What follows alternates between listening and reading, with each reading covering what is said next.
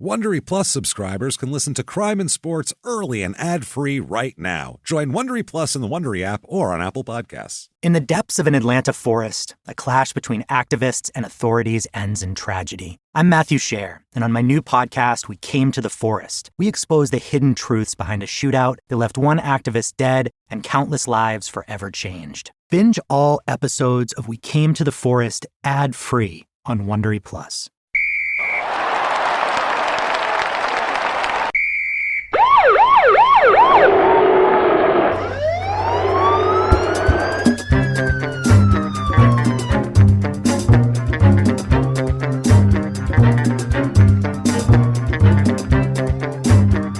Hello, and welcome to Crime and Sports. Yay! Oh, yay indeed, Jimmie. Yay indeed. My name is James Pietragallo. I'm here with my co-host. I am Jimmie Whisman. Thank you so much for joining us again on another wild, crazy, literally always death-defying, insane edition of Crime and Sports. I got to tell you, the last few weeks, we've had Dennis Rodman, we've had Kerry Von Erich. These are a couple of very requested episodes, and they're wild. I'm not going to lie. I mean, Jesus, Kerry Von Erich, that was pretty crazy. Yeah. Not a lot of our athletes continue their careers sans both feet.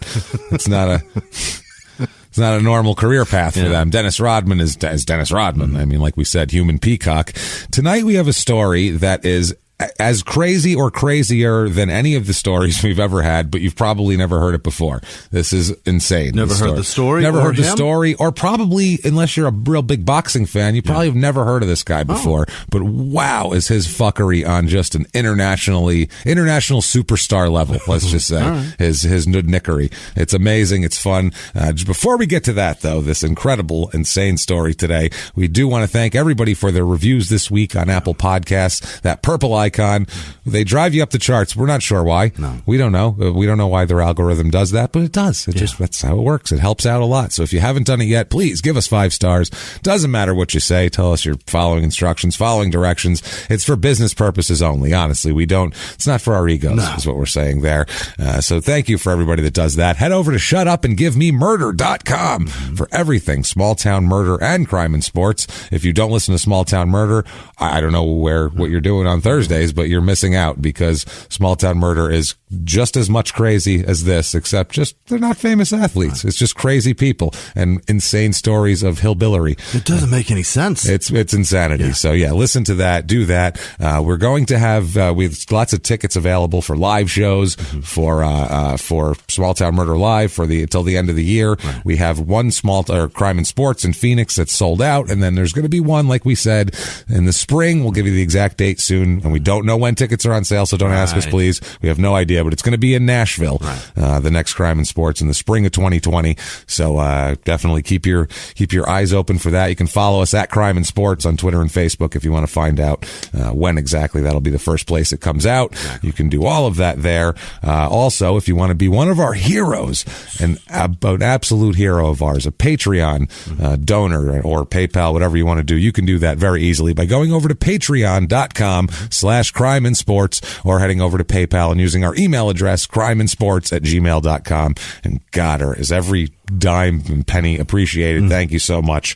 We don't put a lot of ads on this show, and it's kind of on purpose, because first of all, they don't know what this show is. Right. They want to sell it to advertisers as a sports show, and we're like, not what it is at all. No. That's the opposite of what we're trying to do here. It's a comedy show that happens to have idiots as subjects that happen to play sports. So it's one of those things, but at the same time, we reject most ads because we don't want to sell you crap that we don't think you want. Right. And we don't want to clog the show up with ads for stuff you don't even want. Yeah. So that's how we're doing this stuff. That's how Patreon and PayPal really helps us do that. So thank you so much for helping keep the show not shitty. And come see our live shows. We got to tell you this. We're comics, so we put a lot of the live shows funny. We're not just there to fill up room on the stage for an hour and a half. We want it to be the best show, the best comedy show you've ever been to. That's our goal every time we go out on stage. A lot of people go see different podcasts. We're not going to mention any names because it's spread across the board pretty far. They'll go to see a live podcast and they'll go, I don't know if I want to see live podcasts because I went and saw, XYZ podcast and it wasn't any good and, whatever. And it's like, most of these people aren't comedians. So if you go to a live show of two people sitting on a stage trying to be funny for an hour and a half who aren't comedians, you should not expect that to be good. Right. You should go, yeah, this is exactly what I expected.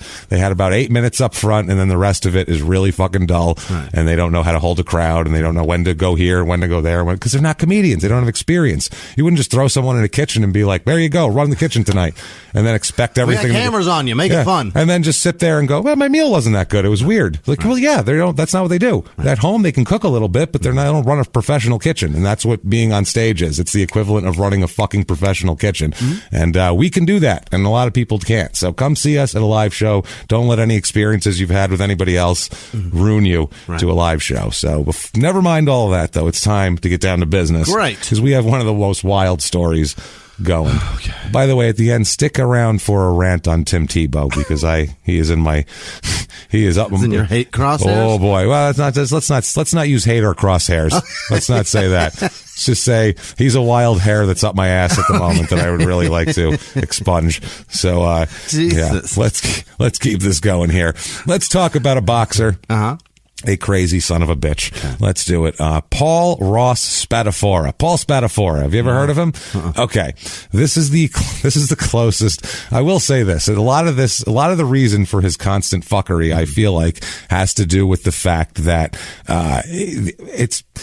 he's an Italian guy from Pittsburgh. Oh. Okay. So Pittsburgh is they're very, you got to love Western Pennsylvania for this. They're very loyal to their sports heroes. They liked Joe Paterno, till like yesterday. Yeah. You know what I mean? Oh, they loved him even on his deathbed. That's what I mean. Yeah. So I'm saying, and that's not an insult. They're just loyal. They're loyal people. And especially the Italians there are they're like old, their their grandfathers were coal miners and shit. They're like salt of the earth, old school Italian people.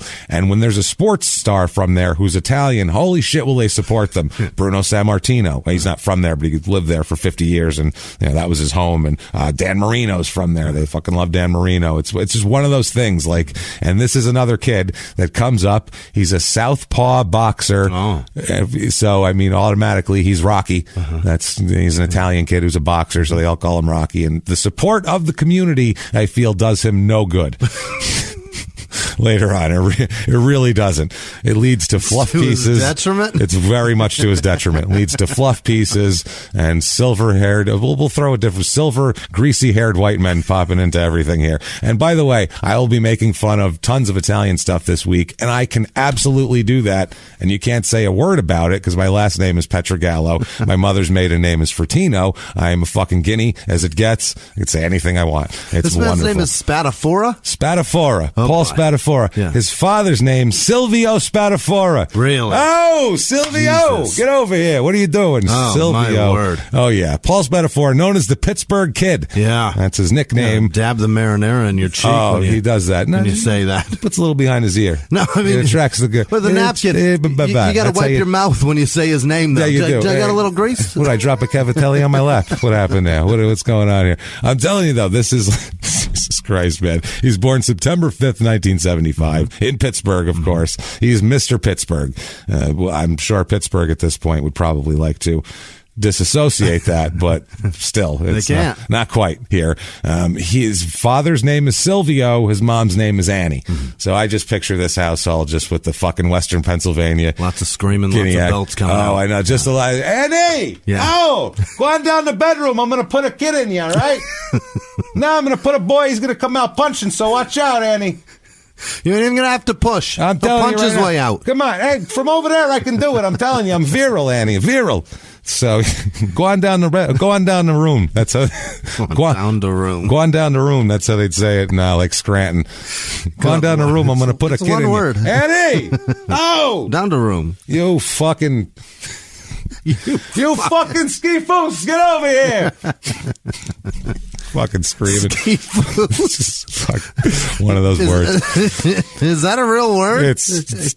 They make their own combinations. It's a long story. All these Italian insults are like half Italian, sort of English. They've kind of been like hodgepodge it together, hodgepodged over the years through this thing, and it's what your uncle would call you for some reason. It's just that's more of like a skanky type of. So anyway, Paul here. Hey, you don't call an 8-year-old that. No, he was calling his wife that while he was trying to impregnate her. That's the siren call, Jimmy. That's the siren call of the urban Italian male. Oh, get over here! I'm gonna put one in you. Come on, go on down the room. I told you, you fucking hooah. You fucking. That's how you speak to your wife when you want to get romantic, and she says, "Oh, Silvio's feeling." Oh boy, she gets right in. He is horned up. That's the Italian.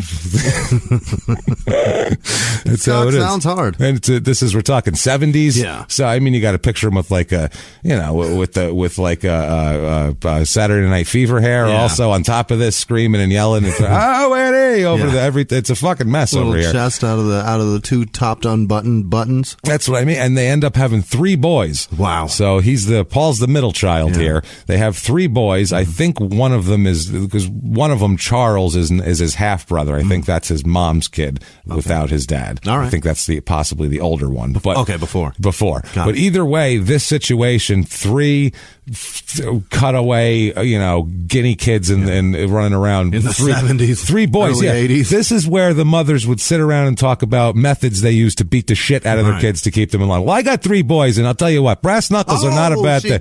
They're not the worst thing. Yeah. I take a platter and I whack one on the head. It's so loud the others run away, and then I got about 15 minutes to myself.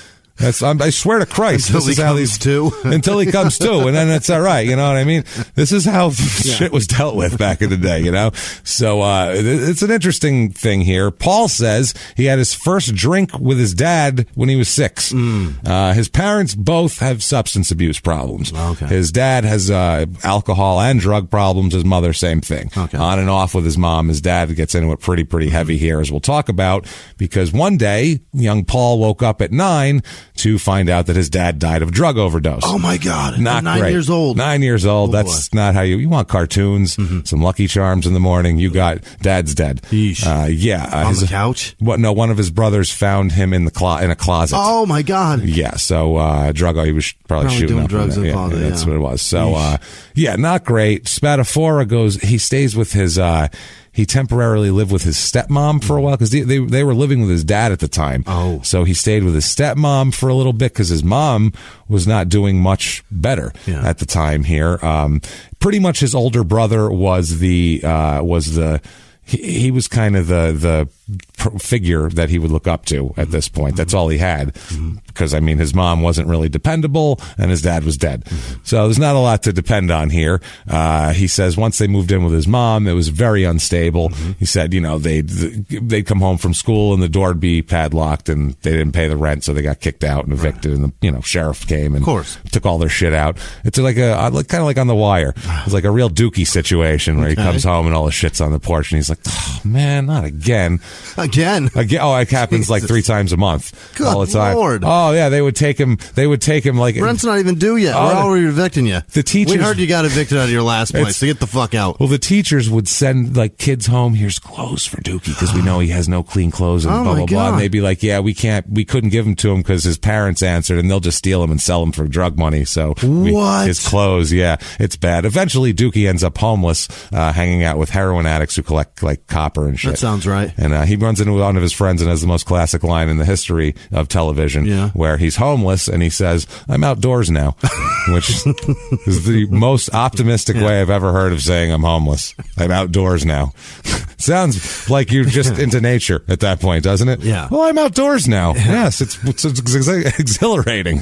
I wake up in the morning. My life has improved. I am now outdoors. I'm outdoors now. I'm not beholden to the walls of a building. How that Jesus. is. You feel so trapped and claustrophobic, all that temperature control, and I like it when it rains. I like to feel it on my head. So, Jesus Christ. You get washed. Paul's a good athlete. He's a little shit, by the way. As a fighter, he's 135 and 140 pounds. So he's not a big guy, but he's good. He's very quick. He's got quick feet, quick hands. Yeah. He's good at football. He's good at basketball. He plays both of those sports to try to keep him from doing other shit. He also is cutting up on the street when he's a kid and, getting in trouble and all that sort of shit here. So a coach of his ends up taking some interest in him. This is from an article. I'll give you the credit on this article a little bit later, but there's a pretty good in-depth article on him. I think it's the Pittsburgh Post-Gazette that does it, but I'll have an exact one later on. But there's a guy who he's a coach, and he says he recognizes Paul's athletic ability, and he wants to help him. So he starts attending Paul's games, and, mom's all fucked up, and she's not coming, and his dad's dead. So he's like, hey, this guy's interested. Great. What the hell? He bought him new shoes when he had holes in his shoes. He would take him places. What position is he playing? I don't know, football. It doesn't matter. He's like fucking 9, 10 years old. It's all the same. Yeah, a bunch of little kids run into each other with helmets that are too big for them. It's adorable. Yeah, it's adorable. Little concussions. Isn't that adorable? Look at that little. It's just little nuggets of brain damage. Isn't that nice? It's a little one. Just setting the road. It's adorable. Oh, it's great. So he would have, speaking of brain damage, this is a case for it here. So he paid to have braces. He paid for fucking Paul's braces. On his teeth? On his teeth, which that's an expense. Trust me. $3,000 today. There's more than that, Chief. Yeah. Fuck yeah. It's trust me. It's expensive. So, it's a lot. So he would, gave him that. So, Paul felt like, almost like this guy was his parent here. Eventually, Paul ends up moving in with this coach before he enters the 7th grade, just because it's a stable environment. Yeah. There's food on the table and, someone's here and, that sort of shit here. Things that a kid would want, but then he said shit started to get a little bit weird. He said that a guy started to kind of flirting with him a little bit, he said, and then he said he would kind of say, hey, let's wrestle around and shit like that. And he's like, I don't know about that. You know what I'm saying? Yeah. Then Paul says one day he walked down to the main floor here and caught this coach, quote, coach, rolling around with a child in the dark, another boy in the dark, and cheating son of a bitch. Yeah, he's like, he's cheating hard. No. He says, Paul says, quote, the coach never did anything wrong to me, but I knew his intentions. I was a kid from the streets and would have hurt him if he had tried. Oh, so this kid was like 10, like, I will fucking cut your dick off if you come near me. He's the wrong kid to molest. And I think, well, no, it's true. Yeah. Molesters have a sixth sense. They're fucking predators. Just like a predator knows the weak animal, they know the right one. And after a while of grooming Paul, he probably realized this kid's too fucking hard. Seriously. No pun intended. But this kid, I don't think he's going to go for this shit. Right. Like he put overtures out and he's like, I think he's going to punch me in the throat if I try anything. Where this other kid, he doesn't even live with him and he's rolling around in the dark. So it's they know the targets. Sharpen a knife with a river rock. This kid's tough. Yeah, this kid's pretty goddamn tough. Let me tell you something. So, but he ended up staying with this guy for more than a year while this was going on. After that? During it. I think that was the end of it. But, he said, he started drinking alcohol, all the time, regularly. 11, 12 years old. That's the time you want to. When did you start, Jimmy? Just drinking every day? 21. You get home when you're 11. 5th grade is stressful. It's a long day. I'm not saying to get shit-faced every night, but maybe like a 12-year-old scotch on the rocks. The kid wants to kick back. You know how it goes. Trying to fucking jam Mesopotamia in my head. Put some YouTube on. Fuck yeah, watch video games because that's what they do now. They watch other people play video games. It's so dumb. I'm like, this is weird. So yeah, it's very strange. So and anyway, it's at the end of this year he ends up going back to living with his mother here. Later on, slightly later, not much later after Paul moves out, this quote coach, I got to put quotes on it every time because it's just this molester who likes sports was he probably doesn't even like sports. No, he just likes kids. He likes that much. Kids. He they goes, don't put up with watching their stupid. What do kids do? They play sports. Which ones parents aren't showing? Because all you'd have to do is stand there till the end of the game and watch which kids walk up home to their parents and which kids just throw their shit over their shoulder and walk home by themselves. Easy target there. That's my guy. That's what I mean. So these guys, disgusting. Gross. So anyway, he ends up being arrested on 2 counts of statutory rape and is now a sex offender. The coach. So Spadafora says, quote, the guy fell in love with me. I was poor and stayed by his side to get things I needed. It was a survival technique. To this day, I don't feel bad about how things went down. He looks at it as he was playing that guy. Think about that mentality as a child. you're thinking this guy wants to fuck me, and I know he wants to fuck me. Yeah. As a kid, that wouldn't even enter your fucking brain unless you were real fucked up and had seen bad things already. Right. This guy wants to fuck me. I know he wants to fuck me. And your instinct isn't even, I better get out of here. It's, I can get some shit I want out of this. Right. That's fucking... He's the chick with nice tits, except in the free drinks. Yeah, you know except at 11, that chick didn't know to do that. That's what I mean. At 11, that is how hard and how much have you seen at 11 to know that's what how the fuck to do? How are you such a survivor already? Dude, that is street smart as shit and disturbing too, because honestly, bad things could have happened to him. We don't have any idea there. Jimmie has a microphone issue. I've got it. There you go. You've learned how to screw in a screw. We got, I don't know, that thing just dropped down. The fucking screen on it is like... It was right against the mic, so I wanted to pull it back a little bit, and now it's just kind of dancing around it. Yeah, beautiful. So like a little halo.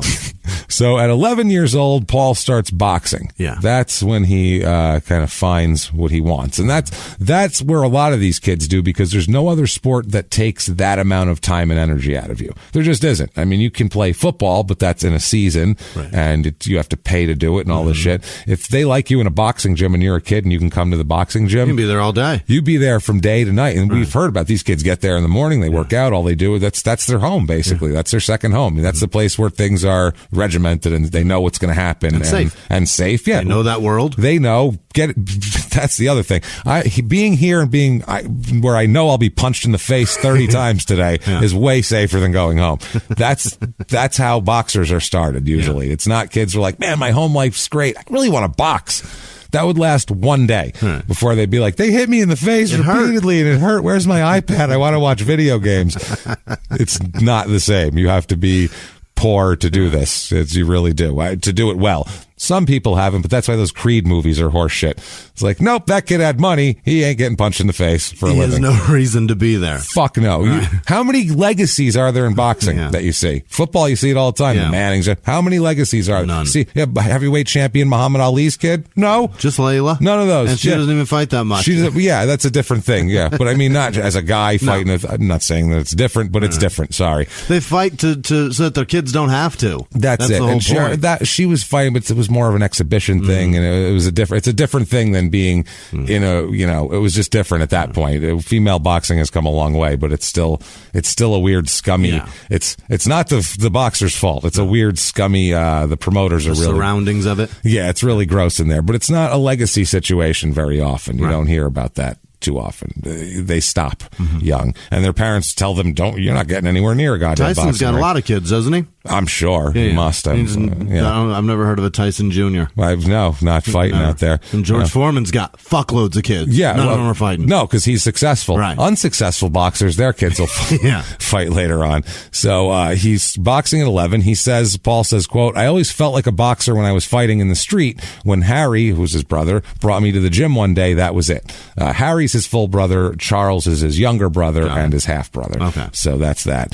So he said he, regularly really been into alcohol since 13. That's when he was really pounding away.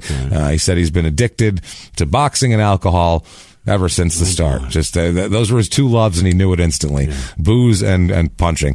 So he has some times during his teen years where he runs away from home, or the home situation isn't great, so he's gone, or he gets in trouble and he runs away. He lived under an abandoned front porch for a while, where he would sleep with his dog for warmth, apparently. Wow. So that's in Pittsburgh. That's not a good place to be homeless. No. It's goddamn cold there. Under an abandoned front porch? Like an abandoned house. Yeah. Back there, the houses have like the storage under the front porch. Crawl space. You could live under a front porch. That's gross. With the spiders and the rats and the worms and weird shit. It's abandoned. Sleep inside, bro. Yeah, well, I mean, you can't get in trouble, I guess. Less trouble probably for sleeping under the front porch. Probably. That's just sad. Probably easier to get under there, too. Yeah, you don't have to break in. Right. I would assume, break too. A window or a door. If a cop finds you under there, that's just sad. Yeah. Like, a child sleeping under a porch. There's nothing nefarious about that. What were you going to do? Steal the dirt from under there, kid?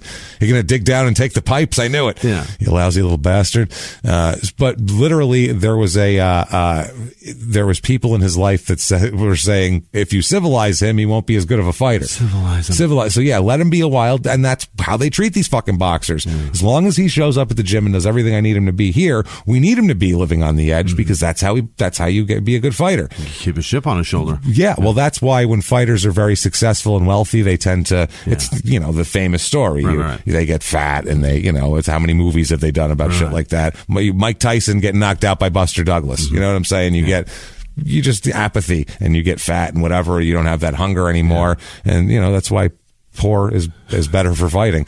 So they don't want him to be civilized. Better for most everything. Yeah, because with money comes civilizing too, because then you have a house. Usually then they'll get like a wife that'll tell them they have to be home at night and they can't act like a crazy person. The comfort of being able to take care of yourself it takes away your drive to succeed because you don't need it anymore because you fucking succeeded. Right. It takes away your drive to take risks as well because you're comfortable with what you have. Yeah. You're like, well, I don't want to lose this. Lose this shit. This is great. Yeah, fuck. I don't want to go out there and get beat and then not have this belt and fucking. Remember when I slept under a porch? Yeah, Jesus, this is fantastic. Absolutely. So at 15 years old, he went to an amateur tournament, which was like a big one here. He loses his match, so he comes home and drinks a case of beers. At 15, he can do that. He's a case of beer, 24 in a sitting. Much beer. Yeah, I don't know what your cases are in other countries, but 24 beers in a sitting for a 15-year-old who weighs like 130 pounds. By the way, my God. He doesn't weigh 220. He's not a big. He's a little shit. He's a little skinny kid. That much volume inside you. I don't understand that. You have to be drinking while you piss. I would think. Just keep it out and keep pushing. That's so much beer. That's so much beer, dude. So much beer. I guess the first dozen were probably first 12-pack was just to rehydrate him. Probably that was probably just honestly probably gained 10 pounds just in the fight. The weight you cut before the fight, and then you're sweating in the whole fight and all that shit. Former rehab counselor said of him, quote, he could get addicted to popcorn. He's very addictive personality in everything he touches, as we'll find out later. If he touches Coke, I love Coke now. Oh boy! If he touches ecstasy, I want to do ecstasy every day. That's just how he is. He says, as a kid, he did a lot of crime as well. He said he would burglarize houses with a bunch of older kids that he knew. Sure. We find this with these boxers all the time too, because they're tough. They hang out with older kids, so it's a different. So then they end up escalating their crimes more quickly. They do 16-year-old crimes when they're 12. Yeah. So that's not bad though. He's stealing at an 11th grade level at this point. We're really impressed with him. He's coming along. His burglarization skills are way better than they used to be. This is impressive. Well, I look at his report card. As when kids do that stuff too, they're looking for the ones that want to take the chance that they want to take. So he's probably been doing it a long fucking time. He's crazy. Yeah, the kid's fucking. He would be like, this little shit's fucking crazy. Right. He'll do anything. He'll punch anybody in the face. He's not afraid of shit. Yeah. You'd let him hang around if you were, a group. He's good to have around, this kid. Yeah. Plus, also when you're 18 and you can't swing on a 14-year-old, sometimes it's nice to have a 14-year-old around that'll kick the shit out of him. Especially one that loves to box and drink and punch people in the face. Out, would you? Yeah, well, he said he was because he's little. Yeah. He said that he said, quote, I was the little kid who would knock on the front door. If someone was home, we'd know we couldn't break in. If they weren't, we took whatever we wanted. Smart. So they would send him up because anybody would answer the door for him. He looks like a lost little kid or something. You're not going to. You got a cup of sugar? Yeah, please. I need. My mom is a crackhead and I need help. So that's kind of how it was there. He said we took whatever we could. He just wanted stability. That's all he ever wanted. He said all he ever wanted was stability. He said his mother was a fucking disaster. She never had rent money. Good Lord. So they were constantly being bounced from place to place, which was very, very uncomfortable, obviously.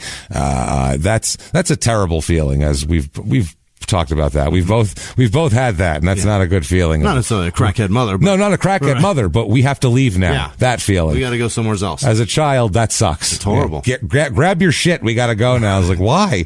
What's happening? I don't understand it. Here's a trash bag. Fill it up with your good stuff. Get the important shit. Eesh. Yeah, that's bad. But this was worse than this. His mother was a crackhead, so that's going to be. His mother was like, if she did get any money, she'd spend it on things that weren't correct, so that's even worse. He would go to different schools constantly. Yeah. He's always the new kid, so he's always got a chip on his shoulder and always has to prove that he's tough because he's small, so people would want to pick on him. Can you imagine? So then he would fight, and then he would get suspended and expelled, then he'd have to go to a new school, and it was just a cycle of shit. It's like a prisoner being moved to a different jail every couple of months. Every couple months. You got to establish your pecking order. Yeah, that's what it is. That's what it is, and he had to do that. And if you live in a tougher neighborhood and shit like that, and you're a little skinny kid and you're new, People are going to pick on you. You're going to have to fight. You're going to have to fight, especially this isn't now where he couldn't just be like, I'm being bullied. Right. This was, 1987. They'd be like, well, go punch that kid in the face. Right. They told you. Go solve your problems. When I was little and had problems with people, your family would tell you got to go punch them right in the nose. That's how it works. Yeah. You hit them good shot in the nose. That's what people told you, literally. So I don't know. Not that that's maybe the best advice, but I'm just saying that's that's what was told to kids back then. No, so the best advice is just definitely some advice. It's some advice. Yeah. He says, quote, I don't remember having any birthday parties or having any Christmas trees. There were years of my life when no adults were really there for me. So he's always plural. Yeah, there's just years. Yeah. This is my life. Shit goes by. He won a Golden Gloves title at 16, so that was good. He was playing football and basketball in school, and then he said this is amazing. His boxing trainer here, he says, quote, he told me that I was never going to be dunking a basketball or playing in the NFL, but I had a good future in boxing. Then we talked about why I was even in high school to begin with, so I dropped out the next day. Wait, what? Yeah. They said, well, you're not going to make the NFL or the NBA, so why are you going to school? Probably not going to have a real job. Why would you so do just that? box. So yeah, you're in the 9th grade. You know enough. Literally, that was it. He said, I dropped out the next day. He said, yeah, I'm just going to box. Unbelievable. That's obviously my future, It's a good thing you didn't run into a dude with a timeshare. Yeah, that's what I mean. He was taking everything. He's buying everything these people are selling him. That's what I mean. But he says, quote, I will talk about all this stuff because there's guys like me in the world who are messed up. They have no mother, no father, but they have something like a boxing gym. I'm going to be real. I was a criminal. I was arrested for the first time when I was 12 years old. And what did I do? I headed to the boxing gym. So yeah, that's been his release and his place of, refuge. It's a saving grace. Always. Yeah. He got his first tattoo when he was 16. Okay. Which was, when he decided to be a professional boxer. He has the word South, etched on his stomach because he's a southpaw. Okay. So he got South, even though he's from Pittsburgh, which looks very weird. Dumb. Yeah. 16-year-olds getting tattoos. That's what you're going to get. Well, yeah, because you're going to get a 16. Yeah, right. 16, you're going to get, I don't even know what I would have got when I was 16, but I guarantee you I wouldn't fucking like it now, probably. I guarantee I wouldn't either. I got one when I was 18, and I fucking hate it. That's what I mean. Yeah, it's one of those things. It's your life is longer than you think it is. It everybody. really is. It really is. It keeps going and going and going. So much longer when you got a bad tattoo. Oh, Jesus! Especially when people ask you about it. Yeah. That's man. Yeah, I know it's dumb. So he does get his next tattoo comes via an incident here. His next tattoo comes in commemoration of a stupid act on his part here. Christmas Eve, 1994. So, most kids here, what is he, 19 years old? I don't know. He should be doing something. Maybe going to school. Probably buying a girl something nice. Buying his girlfriend something. Doing something nice. Instead, he's a passenger in a car that tries to outrun the police. Wow. And they crash into a telephone pole in this failed attempt to outrun the police. So he and the driver, they're both shit-faced, by the way. Yeah. Neither of them are like, I should have been driving or you should have been driving. Neither of them should have been anywhere near a car. So apparently, as they were they get out of the car and tried to run, as the officer pulled his gun out, accidentally, it came out in the report, in the end, who knows if it was true or accidentally on purpose or what, accidentally discharged and shot Paul in the leg. Oh, no. Yeah, so Paul gets shot in the leg now, which... Do we know where in the leg? He's, I think it's down in the calf region here. Oh, fuck, in the shin, in the front, in the back? Oh, my God. Not great. No. Not good at all. So, basically, he's going to limp forever. Yeah. He always has a limp. Even walking in the ring, he's got a fucking limp from this. Doctors told him he'd never walk without like a crutch or a cane or something like that. And they said, well, you can't box, obviously. Right. That's over. They won't let you take a cane in the ring. No. You can't lean on a walker while someone punches you in the face. I don't think that's, regulation. Hold on, one of my tennis balls fell off. Wait, Jesus Christ. God, it's slipping on the mat. Ref, my shit is, Annie! Oh!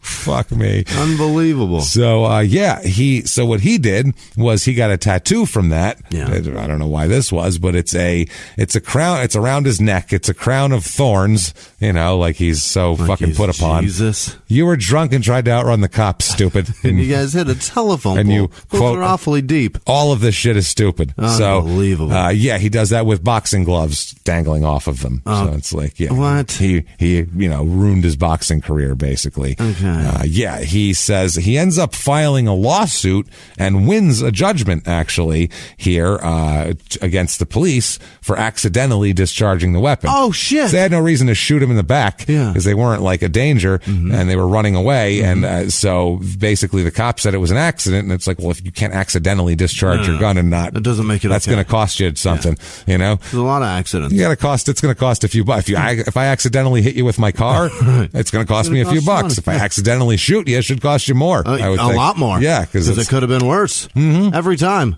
Every single time. Anytime that you're shot and wounded. Could be bad. Could be a lot worse. Much worse. You got away good.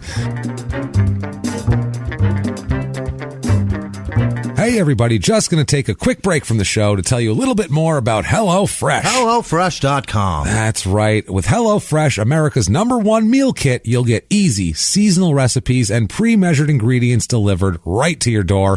All you have to do is cook and enjoy. HelloFresh makes cooking delicious meals at home a reality, regardless of your comfort in the kitchen. You don't have to be some kind of crazy gourmet here with this stuff. That's the thing. They'll walk you through it. Everything is step by step. You don't have to have some weird spice. No. It's all pre-measured. It's all perfectly everything you need for that meal. Step-by-step recipes, pre-measured ingredients. HelloFresh gives you everything you need to get a wow-worthy dinner on the table in about 30 minutes. That's the other thing. You don't need to spend quick. 3 hours putting some crazy thing together. 30 minutes, you can have a real meal on the table, eat some good food. So finally, you can say goodbye to these endless grocery store trips and trying to find where's saffron? I don't even know what that is. What aisle? What aisle is that? Or takeout? You don't want that. You don't want to go through the drive-thru. You're going to feel bad. Yeah. Think about that bag when you put it on the table. You don't feel good about that. This meal you'll feel good about. HelloFresh offers something for everyone. Family-friendly recipes for everybody. They have calorie smart, vegetarian options, fun menu series like the Hall of Fame and Kraft Burger. So anything you want. It's not specific to anything.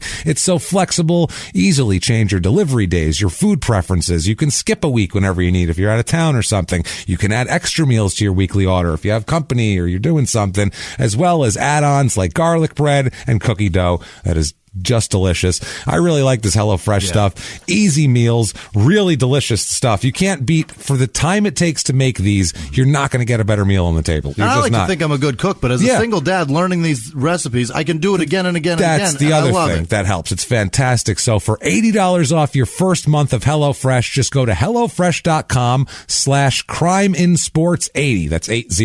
Yeah. So, and then enter code CrimeInSports80 as well. That's like receiving 8 free meals. Just all you have to do is go to HelloFresh.com/CrimeInSports80 and enter CrimeInSports80 there. And now back to the show.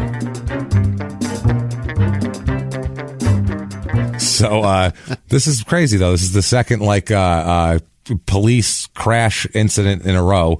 2 weeks in a row where a leg injury happened from a police in a crash. And it's weird. So he wins this, but he wanted to earn a spot on the '96 Olympic team. Right. But this ruined that. Of course. Because you can't walk. No, it derailed his training. He had to do physical therapy to walk forever and all this type of shit. 9 months of intensive physical therapy this took. So, I mean, sets you back a full year of your boxing too. So it's a mess. And he did that, but he went right back to boxing after the shooting. They said he was rusty in training for a couple days, and he's right back into it.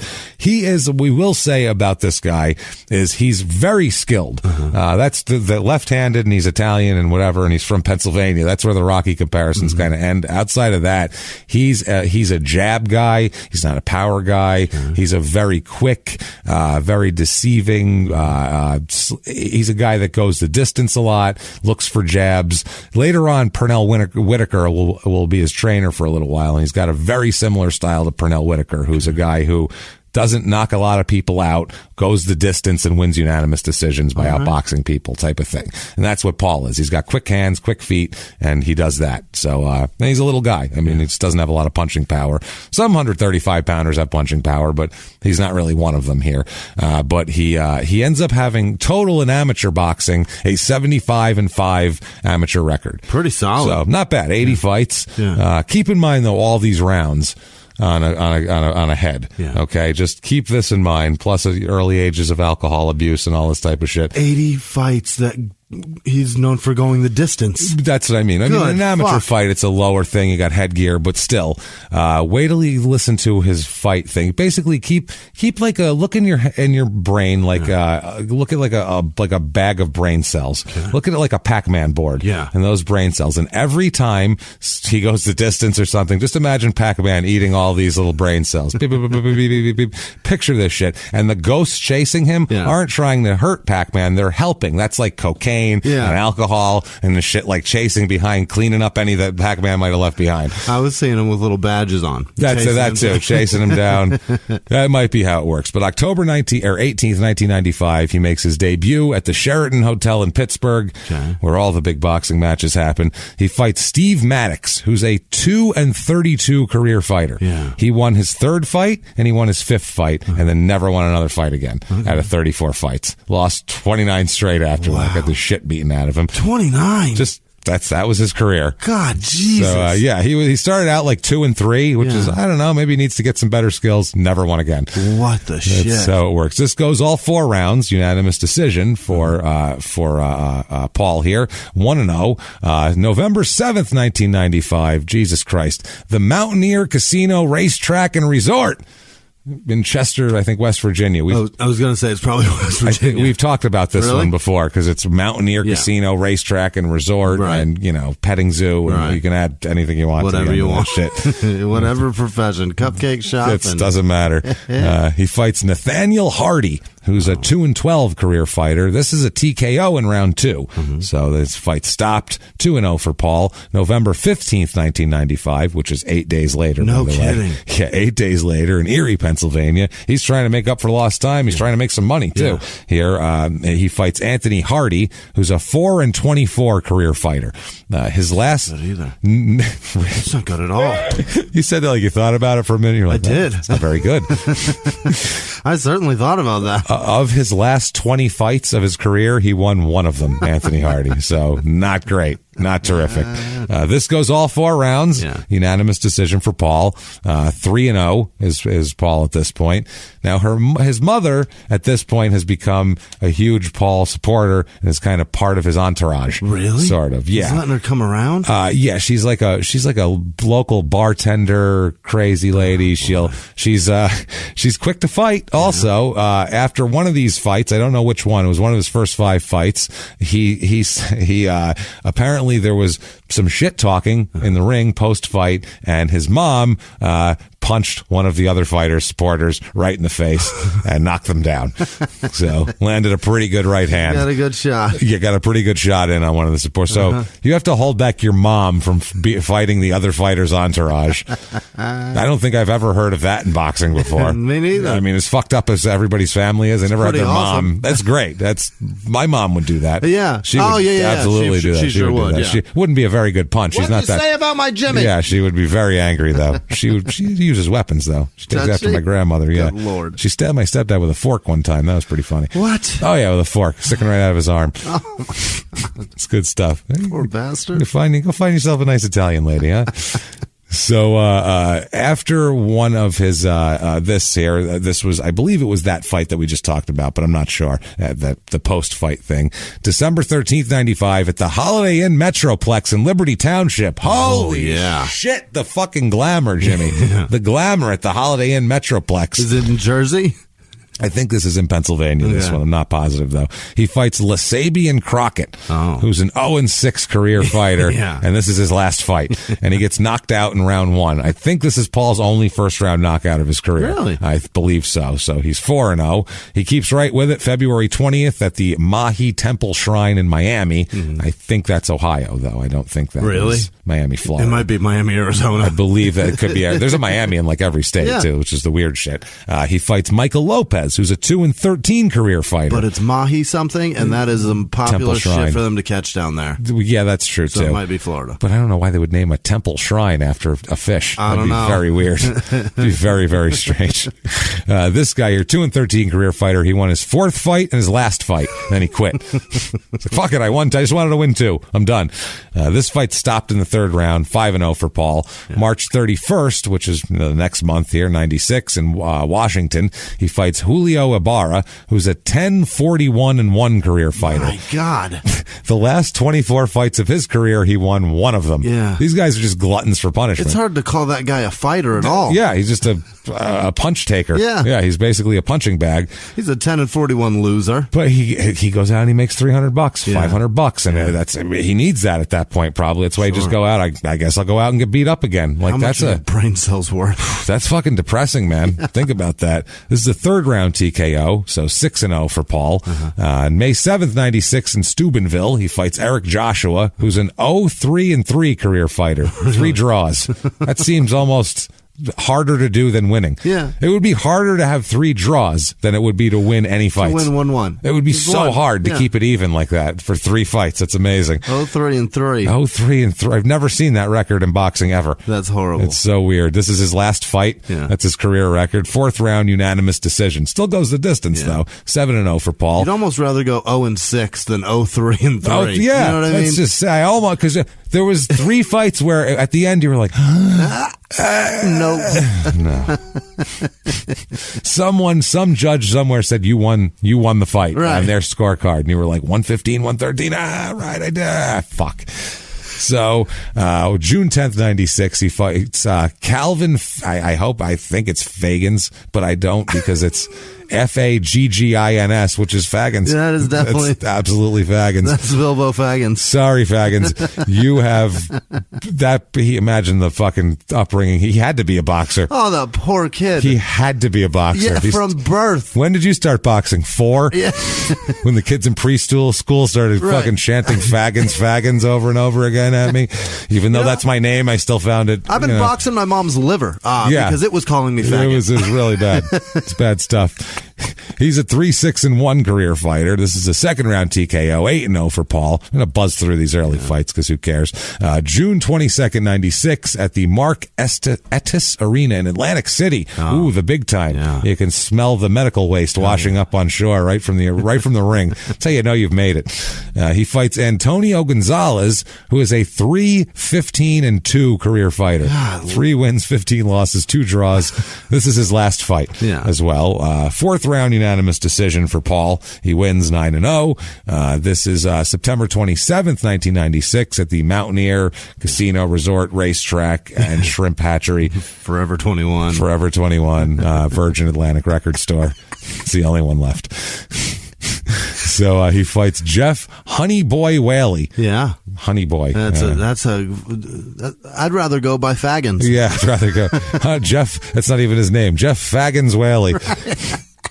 It's better than fucking Honey Boy, probably. That is a horrible one. Yeah, 18-38-1 for him career. So again, just gets pummeled all the time. TKO round 2, 10-0 for Paul. November 21st, 96 in Erie, he fights, Mark Andreski, whose nickname is the Polish Prince. Yeah. He's from, that would be fine if he was like from Poland. Right. He's from Saginaw, Michigan. The Polish Prince. Yeah. That's the guy.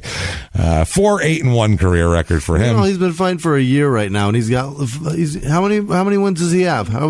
This is his 11th fight. 11 in a year. In a year. Oh yeah. Oh Jesus. Pumping him out, and a lot of these are going 4, and they're hitting each other in the fucking face a lot because there's jabs to the forehead count. And frontal lobe damage is going to take its score. It's whatever over time. So Mark Andreski here, the Polish Prince. That's just fucking hilarious. So apparently Polish royalty isn't that good at boxing. So 4-8-1 career. TKO in round 5 for Paul, 11-0. December 22nd, 1996, another month later. Every month there's a fight. He fights Greg McLean, who's an 0-5 career boxer here. That's not good. That's his whole career. KO in round 2 for Paul, 12-0. March 1st, 97, back in Atlantic City, fighting Joe LaFontant. LaFontant, I guess. LaFontant. LaFontant. 3-13-1 career record. So he's really fighting the cream of the crop here. I mean, this is really a pile of garbage he's been fighting. Good. But I mean, I guess you have to make your way through the journeyman. This goes all 6 rounds with this bum. This is the reason why he's not getting better he's not better fighters. He's not putting him away. Well, as we've talked about before, looking impressive is as important as winning. People have to want to watch you fight. So when promoters watch a guy and they see 3-13-1 fighter, and you go the distance with him and win by points, they go, well, I don't want to watch that on television. No. That's fucking boring. I'm not putting him anywhere. That sucks. So he wins by points, 13-0. I mean, fucking, what's the guy's name that fought that fought McGregor? God damn it. The guy that punches women. Yes, him. Yeah. Be more specific, please. This is Crime and Sports. The guy who punches women is... The guy that punches women and can't read? Keep naming him. Punches women, can't... Keep going. An era, maybe? Just a... Today. 60s, 70s, 80s, 90s. Today. Has a bunch of money. Likes to flaunt it on Instagram. I need more, Jimmy. Is it the one who... 50 Cent hates him. Okay. That's closer. Is it the one who's not allowed to ride an Uber for the rest of his life? Or is it the one who... We've had a bunch. That's probably a bunch, too. Is it this one, maybe, possibly? It could be him that we're talking about now. No, it's definitely Mayweather. But, I mean, a lot of people didn't... Oh, he'll come up later. I'm sure he will. A lot of people have never seen one of his fights because he's not an exciting guy to watch. No. I mean, you have to really love boxing. You got to like boxing and like the skill involved in watching a guy avoid getting hit while beating the shit out of someone else, peppering him with the pillowest of light punches.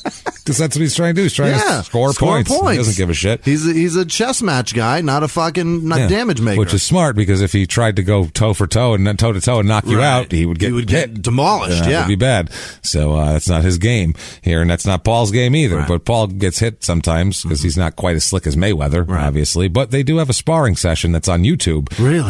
Yeah, I don't know if they got, we'll talk about it later. That's Paul got the best of him in it. It's pretty interesting. Is that right? Oh yeah, it's known as a thing. Mayweather was coming off of not training and shit like that, but still, I don't know. Okay. Mayweather could not fight for 5 years and he'd still fucking pepper the fuck out of either one of us. We'd never touch him. He might put me in a coma with those soft punches. That's what I'm saying. So, Jesus, May 23rd, 97, he fights Julio Cesar Marino, not Marino like Dad Marino, Marino with an E. Yeah. 3-11-2 career fighter. So not great. This is his last fight as well. But he helps people. He puts away their career, just not them. You know what he's doing? He can look at it this way. If he ever needs it on his resume, he can say he's helped many people find a new career. You know what I mean? Yeah. He's like a counselor, basically. He's helped them. Job Corps. Yeah, he's helped them decide what he's doing, what they're doing isn't advantageous to them right now. 14-0 for him. August 13th, 1997, the Mountaineer Casino Racetrack Resort. He's their miniature golf course at this point. And a miniature golf course. He fights RC car track. Yeah, it's beautiful down there. Where do you see it, Jimmy? Bring the kids on down. Yeah. They got a shooting range. Oh, it's versus Bernard Harris, who's a 22-24-2 career fighter. He's had a lot of fights at least here. This goes all 8 rounds. Unanimous decision for Paul. 15-0. This is the point where Paul drinks so much that between fights he'll gain 30 pounds of alcohol bloat and then have to quickly train it off. So they're literally this whole time, they don't know how the hell he fights. He drinks all night and then gets up and trains at 7:00 in the morning. That is insane. That's his game. How do you wake up that early in the first place after you've been drinking all night? Sometimes they don't go to sleep. They'll drink all night and then train. That's nuts. Nobody does that. That's suicide. The stamina he has though is incredible, and they all say that in the ring. He never gets tired. He can fight for 50 rounds. He just doesn't get tired, not because he's also coke fueled. But I mean, the stamina of being able to be up all day, drink all night, and then get up and train all day. That's Jesus Christ. If you don't have a heart attack, your heart is in good shape. Or you're just beating it down. Or you're making it terrible for later. Eventually, don't worry. Yeah. But I mean, and gaining 30 pounds and having to lose 30 pounds, that swing, that's awful horrible for your body. Yeah, especially on your heart. I'm going through it as we go out on the road and I eat like shit for 3-4 days. That's like 7 pounds. Yeah. Or so. Then I come home and I've got like 7 to 9 pounds to lose. And then we go back on the road and I've gotten rid of that in 2 weeks. It takes me 2 weeks. This sumbitch probably does it in 2 days. I lose weight on the road because I can't find good food. I can't find good food on the road. I have to just push food down my throat to find anything. To feel okay. To feel okay. I can't find any good food, man. My stomach locks up. Yeah. It feels like even if I put water in there, it's not going to digest because my stomach's just angry at me. Yeah. Well, I get that. Well, like on the road for us, we get, they'll try to give us food before the show or something. I don't like to eat before I sit down for 2 hours and do a show. I don't want to be all like weighed down. So I don't eat then. Then by the time we're done, we have to, do our meet and greet. We leave the venue, get back to the hotel, about 11:15, 11:30. When does every hotel stop serving room service? About 11 o'clock. Yeah. We're usually in a between 11 and midnight. Yeah, we're usually in like a downtown area with no like places like that. It's a bunch of offices and shit. Everything our closed. Hotel, everything fucking closed. So I'm sitting there. I'll end up getting shitty pizza at midnight, 12:30 in some crappy town, some bad Omaha pizza that I have 2 slices of, and that's my food I ate that day. So then I end up coming home, and Sarah she yells at me, and she yells at me on the road too to eat. I love coffee. You eat, damn it. So I have to go I got to be up early to go get coffee, and whatever goes with coffee, with like biscuits and gravy. There's never a decent little restaurant with good breakfast. It's always something greasy, and everything's got eggs, and I can't fucking eat eggs. That's true. I can't eat breakfast at all. That's a nightmare. That's my thing. Yeah, I don't eat breakfast. If you don't eat breakfast, you don't gain weight. It's weird. Well, I think that's my philosophy. I'm figuring it by booze. I'm not sure if that's true. September 13th, 1997, at the Thomas and Mack Center in Vegas. So now we're boxing. Yeah. We're in Vegas here. He fights Kino Rodriguez, which is a great Vegas name. It is. Fucking Kino over here. Yeah. It's Kino, but still. It doesn't matter. Kino Rodriguez. You don't even have to have a nickname with that. Beautiful. Yeah. The Vegas kid. Yeah. 10-14-2 career record. So he's lost more than he's won, much like Kino. Right. Like if you played it. This goes all 6 rounds. Unanimous decision for Paul again. 16-0. October 15th, 97 at the Monzo's Palace Inn. Very exciting. He fights Hector Ramirez, who's a 14-49-1 career fighter. How? Why? I don't understand how you get there. How? Why? I don't know which one is more pertinent, but someone needs to figure this shit out because I can't imagine getting beaten up that many times. He needs a psychiatrist. Well, probably a neurologist first to figure out the main issues. There's a lot of ists. We got to find out the organic problems first, and then we'll move on to the psychological ones.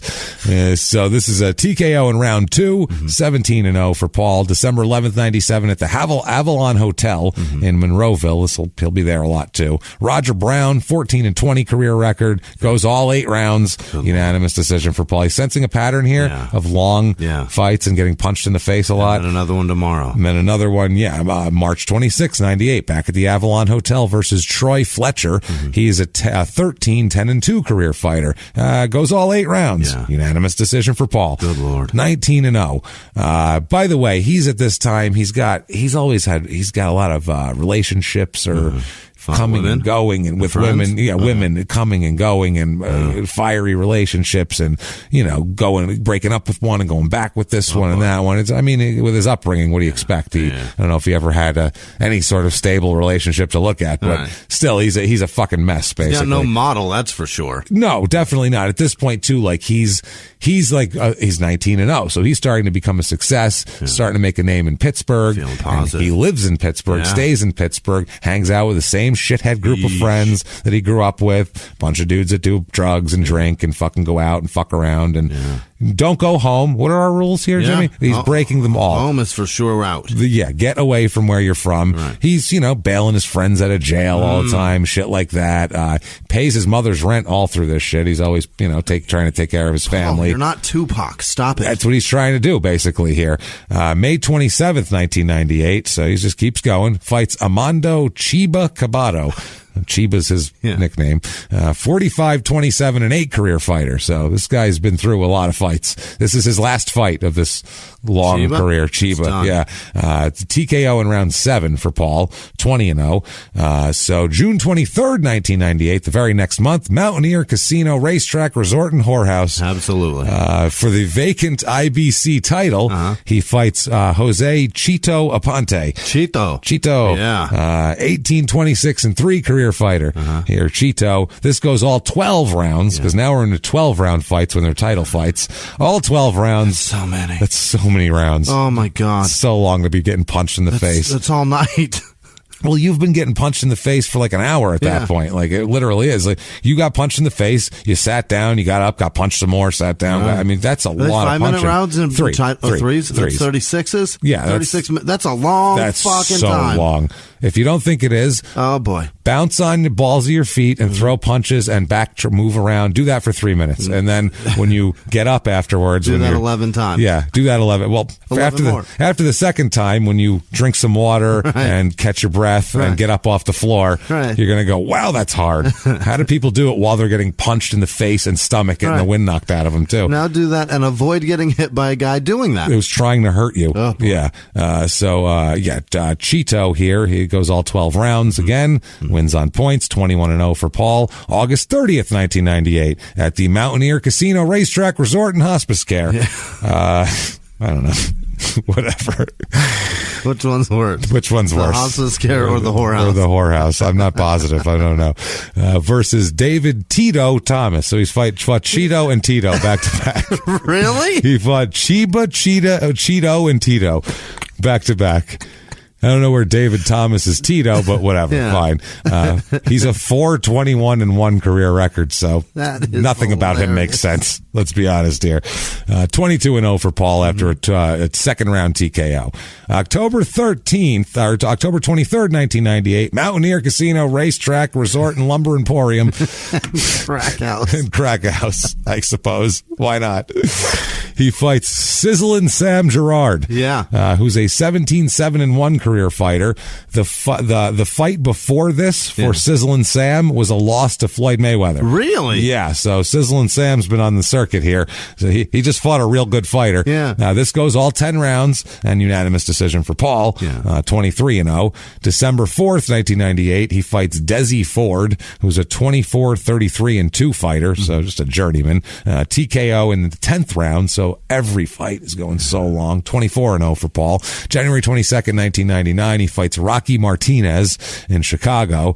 Rocky's 29-2 coming in. Wow. So now this is a 24-0 fighter versus this is a fight that they're actually looking at. This is around the time when he starts getting on HBO as well. So, he starts being known, and now he's the local Pittsburgh kid who's on HBO, and he's a fucking star back home now. Fight night. And he's winning. Yeah. This is his 25th fight. He hasn't lost yet. So Rocky Martinez, Rocky will end up 40-12-1 in his career. Wow. So it'll fall apart. Fighter, but still, it's not bad.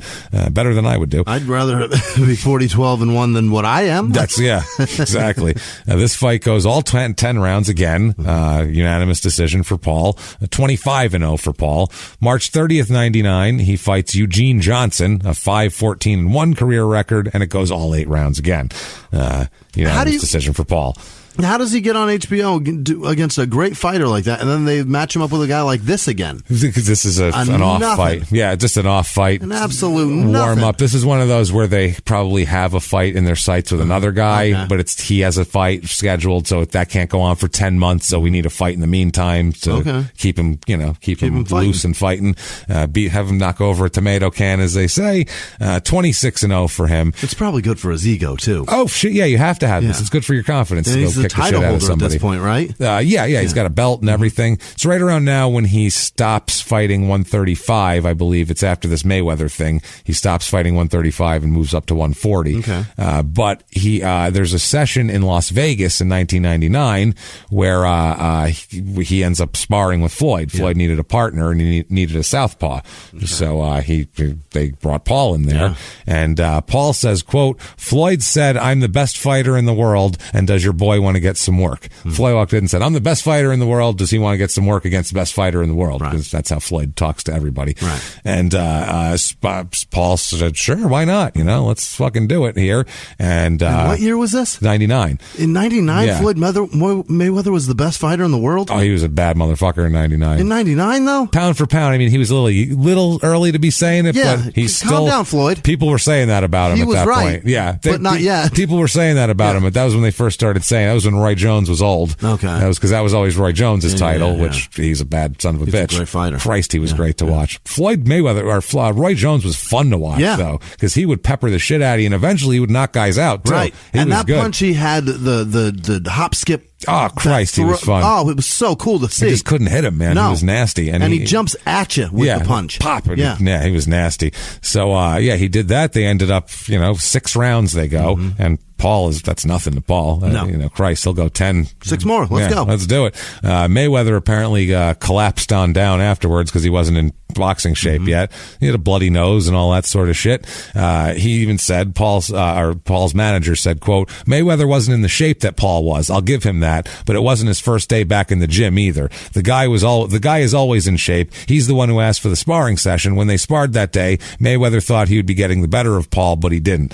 So Paul says, quote, I feel like when I'm at my best, I'm the best pound for pound fighter in the world. If it wasn't for some of my stupid choices, maybe I would have had Mayweather's life.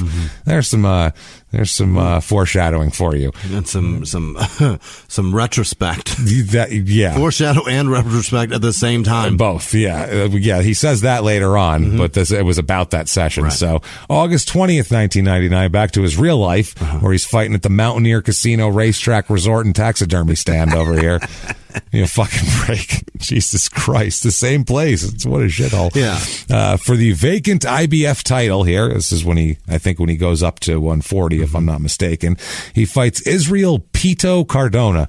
So Cheeto, Tito, and Pito are literally his 4 out of his last 5 fights. This is great. It's Sizzlin' Sam. Sizzlin' Sam and Cheeto and Pito and Chibo and you can't throw Tito and you can't throw Jermaine. Those 4 out there and then just skip Sizzlin' Sam. Jermaine and Janet Latoya. He fights them all. Those 4 out of the 5 were ridiculous names. What was I thinking? Yeah, what about Sizzlin' Sam over here? What was I thinking, Jimmy? And they're all... When you're right, you're right. When you're right, you're right. What am I going to say? And they're all over there at the Mountaineer. What are the other words? The whorehouse. Casino, racetrack, resort, and taxidermy stand / hospice care, lumber yard, shrimp hatchery, whorehouse, several other things. Rocky Mountain Shrimp Factory. Yeah, we'll see how many more times it shows up. I'm sure I've written. I'm sure there's jokes for all of them. So this is. I know Rocky Point. Did I say Rocky Mountain? Rocky, I did. Yeah, God damn think it. you did. I want Rocky Point Shrimp there too. Rocky Point.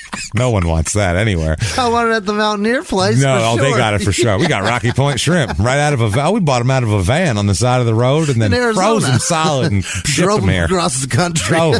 Oh, there was ice in there. We think they held the whole time.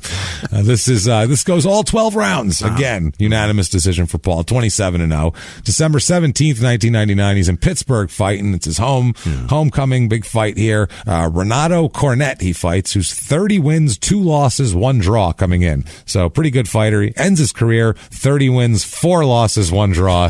So Paul kind of ruins his thunder here. Stops his thunder. TKO in round 11. So even when he gets a TKO, it goes 11 rounds, which is brutal. That's too long. Too long. 28-0 for Paul. March 3rd, 2000, he fights Victor El Santico Sosa, who's 24-1 coming in. So now they're matching him up with other contenders. They want to. This is with good fights. This is when they start putting him on TV. Sure. He can't be in against a guy who's 3-15-4 for his career. 42-4-2 for his career for Sosa. So it's a good career. It's 42 wins, 4 losses. That's not too shabby. This goes all 12 rounds again. Unanimous decision. 29-0 for Paul. May 6, 2000, he fights Mike the Hammer Griffith, who's 23-8 in his career. Yeah. Couldn't come up with a bet. I'm the Hammer. Yeah. All right, sure. Why not? Have you seen fucking the Corolla movie? Calm down. Yeah, it's a Corolla. Well, yeah, I think we'll bet 2000.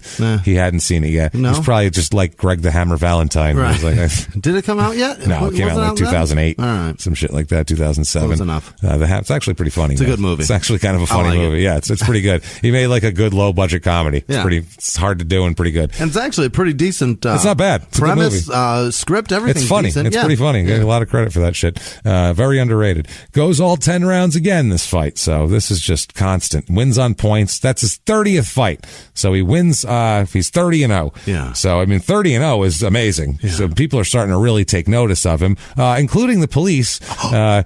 This is a minor one. This is his most, it gets really crazy after this, but this is his most minor. He gets arrested for illegally parking where official signs prohibit parking. How bad do you have to park to go to jail for it? That's got to be arrested for it. How badly do you have to be parked? Like sideways in the middle of a major intersection? How badly do you have to be parked? Is it habitual or was like his bumper on the curb? We don't know. It's illegally parking. I'm 30-0. I'll park where I want, motherfucker. And how? Yeah. going to put a kid in you. Speaking of that, Jesus Christ, September 9th, 2000 here, he fights Pitbull Rodney Jones, who's 23-0 coming in. Which sounds... That sounds impressive. That sounds... pretty fucking good. It's at the Mountaineer Casino Racetrack Resort and Used Honda Dealership, which is a nice place. 27-8 career for Pitbull, so this is kind of the end of his rise. This goes all 10 rounds, and he wins a unanimous decision. Paul does 31-0, just every fight. God Lord. Are we doing the Pac-Man? How many brain cells are left up there? There's not much. They're being eaten left and right. Oh, by the way, he's developing a fucking rip-roaring drug habit too at this point, along with his hardcore alcohol use. So he literally moved up in weight class, not for fighting, because it was easier to get down to 140 than it was to 135 after his bloated drinking binges. That's why he went up. Yeah, he literally was like, I can't get all the way the fuck back down to 135. I'm gonna get fat and drunk between fights. It's gonna happen. So let's plan for it and just move up in weight class. Jesus Christ. I'll just fight at 180. I'll fight 170. We'll fight cruiserweight. What is it, 177? We'll fight cruiserweight. No problem. Like, what is he thinking? He fights in Pittsburgh this time in 2000 versus Billy the Kid Irwin. Real clever, Mr. Irwin. Yeah, no. You asshole. No. May as well be the crocodile hunter. This is ridiculous. 42-6 career for him, so it's respectable.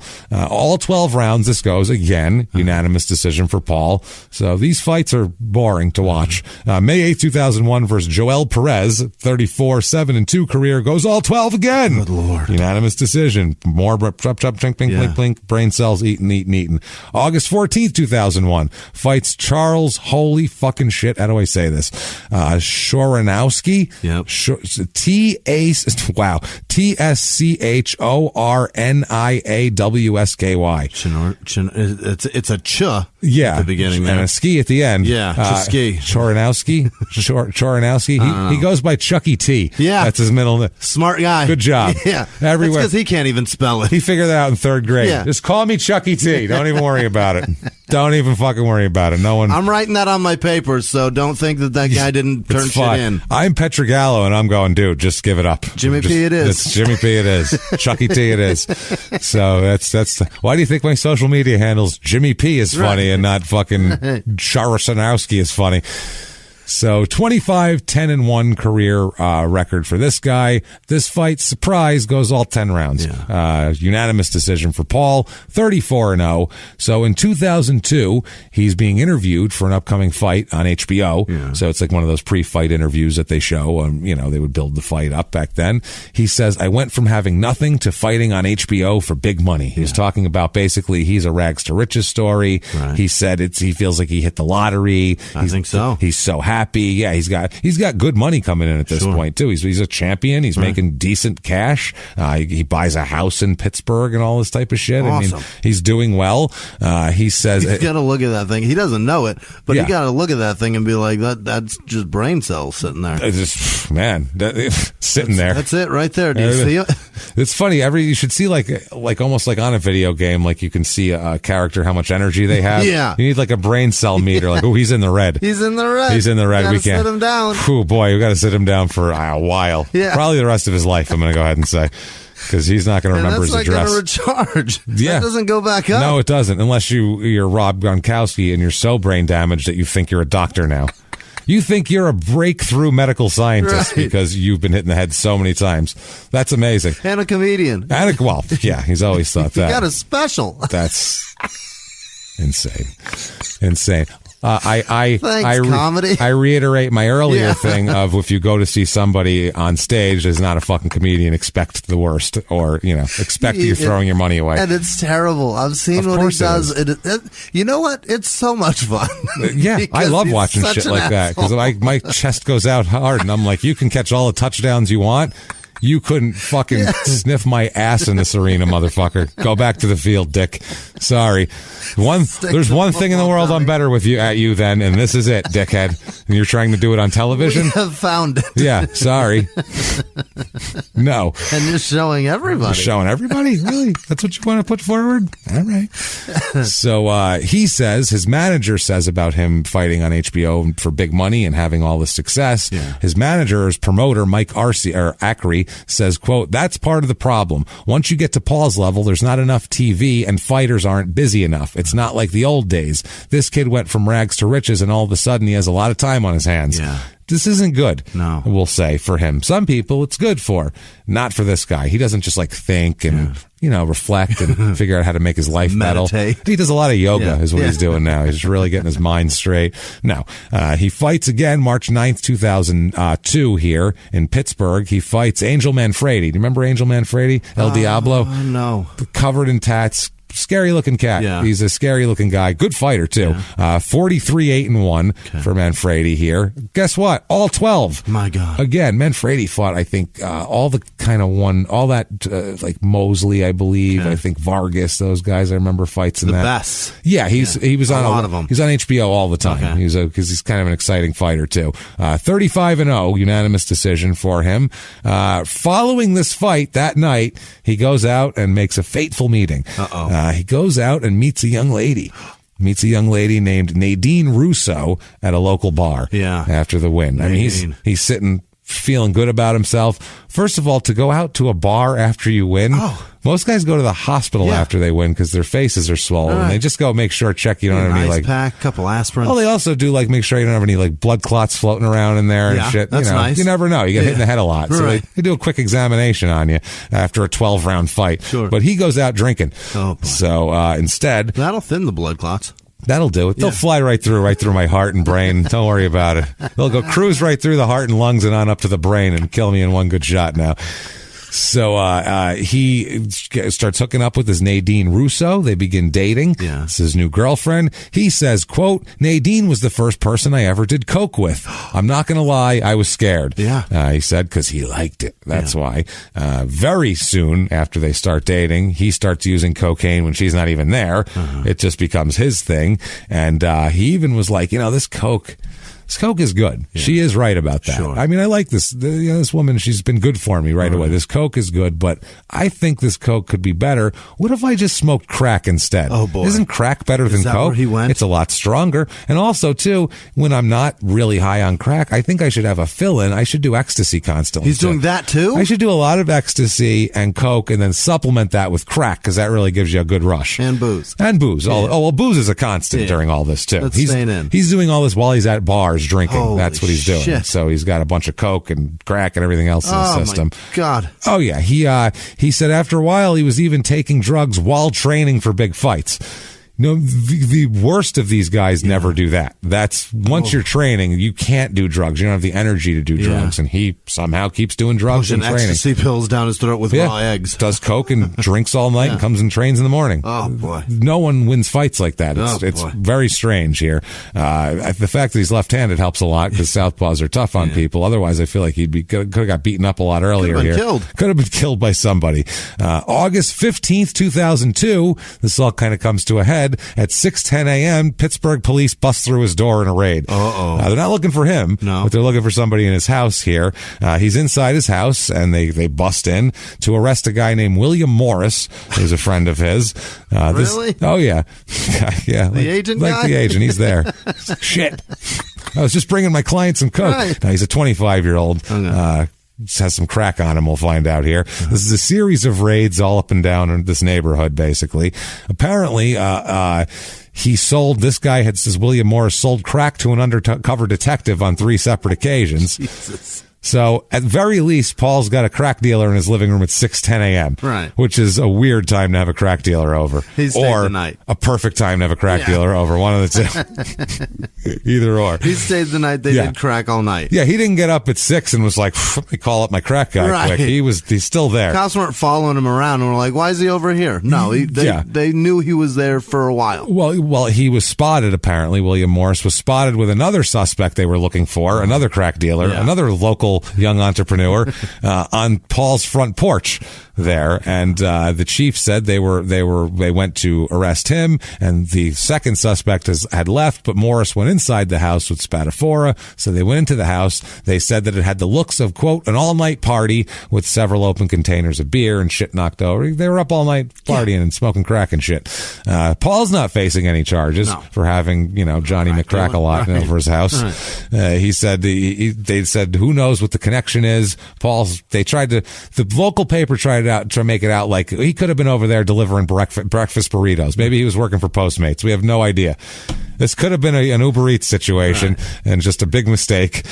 Turns out, though, nothing to prove he's his friend, or worse, his crack dealer, obviously, except for the fact that Paul goes to the police station and bails him out of jail. Get out. So, once he's arraigned, he bails this crack dealer out of jail. Certainly his crack dealer. I would say that means I need more crack. Right. I'm going to go get Where is that guy? He's in jail. I'll get him out. I'll get him out. Then he can get me more crack. Mm-hmm. He owes me. Yeah. He'll owe me lots of crack. Oh, so much crack. So much crack. It's going to be a good day.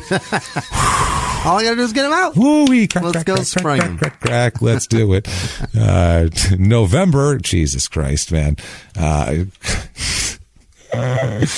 November 9, 2002. This is the most ridiculous nickname ever, by the way. Oh, boy. Mountaineer Casino, Racetrack, Resort, and Taqueria. Police here. Auction. Yeah. And police vehicle auction. He fights Dennis the Menace. Oh, God. Holback Peterson. He's even got a hyphenated name. Holback. Oh, boy. You can't be Dennis the Menace Holback Peterson. No. He's blonde and looks like a kid, too. Really? He's blonde and young looking.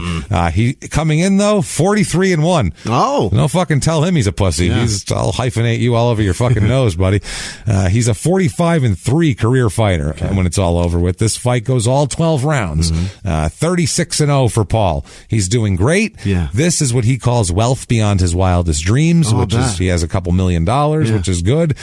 He has a big old house. He bought a giant house in his old neighborhood. Oh, no. I'm the king of the old neighborhood. Yeah, that's what he's doing. He bought a big house and remodeled it to have the, 10 times nicer house than any other house in the block, and to show everybody how a terrible investment. How down with the people. Terrible investment. Worst. Stupid to hang around there with these idiots who are now going to want to take things from you. He purchases a new Hummer, to cruise around in. He's an idiot. He says he has a couple million in his bank account. Yeah. Life is good. It's the best ever. He says, but he would get bored in between fights. And he said boredom would lead him to drinking. Drinking would lead him to coke and crack and ecstasy and lots of binges and all that sort of thing. 2002, he does have a daughter with a woman named Crystal Connor. He is dating Nadine Russo, but he has a daughter with a woman named Crystal Connor. Oh, Jesus. Oh, yeah. That's going to keep coming up. We'll keep track of that relationship here when he trades kids with these women, basically.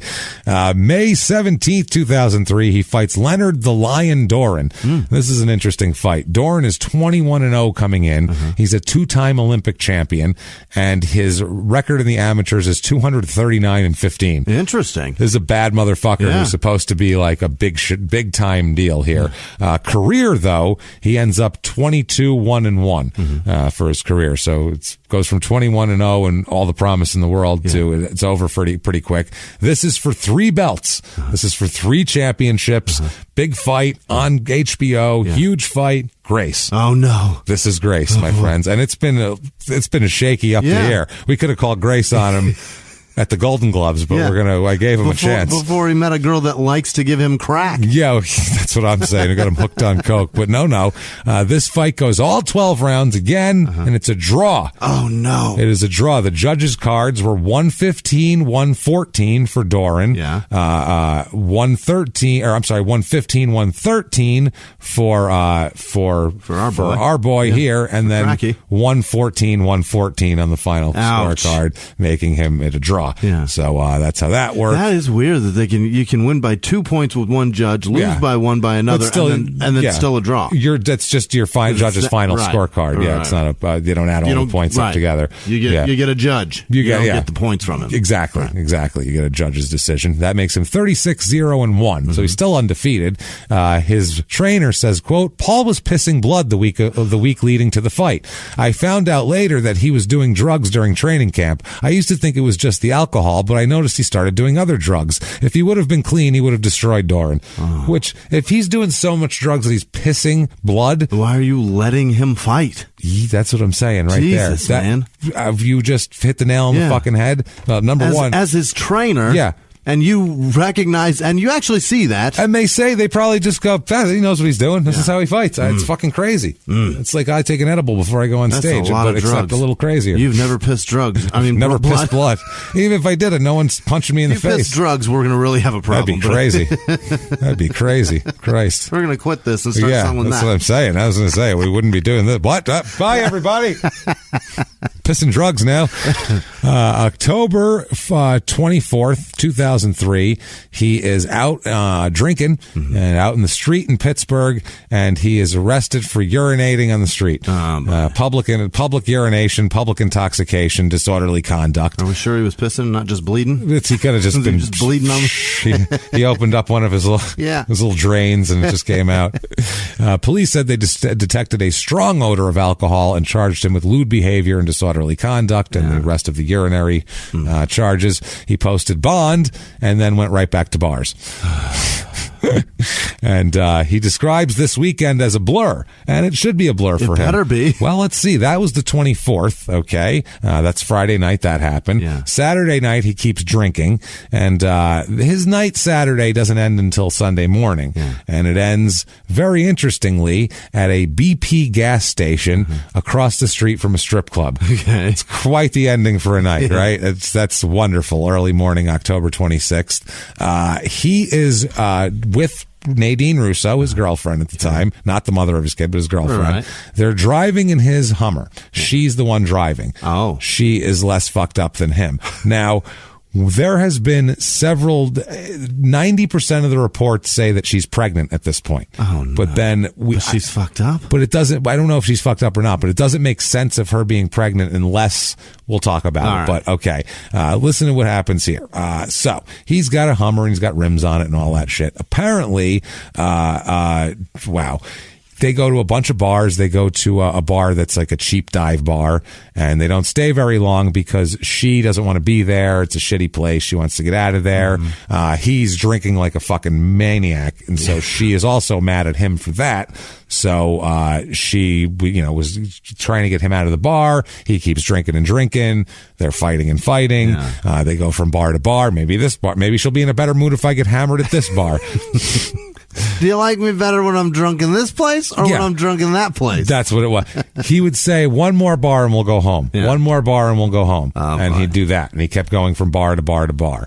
Finally, they were heading back, supposedly, after this all went down. Yeah. And Russo is driving.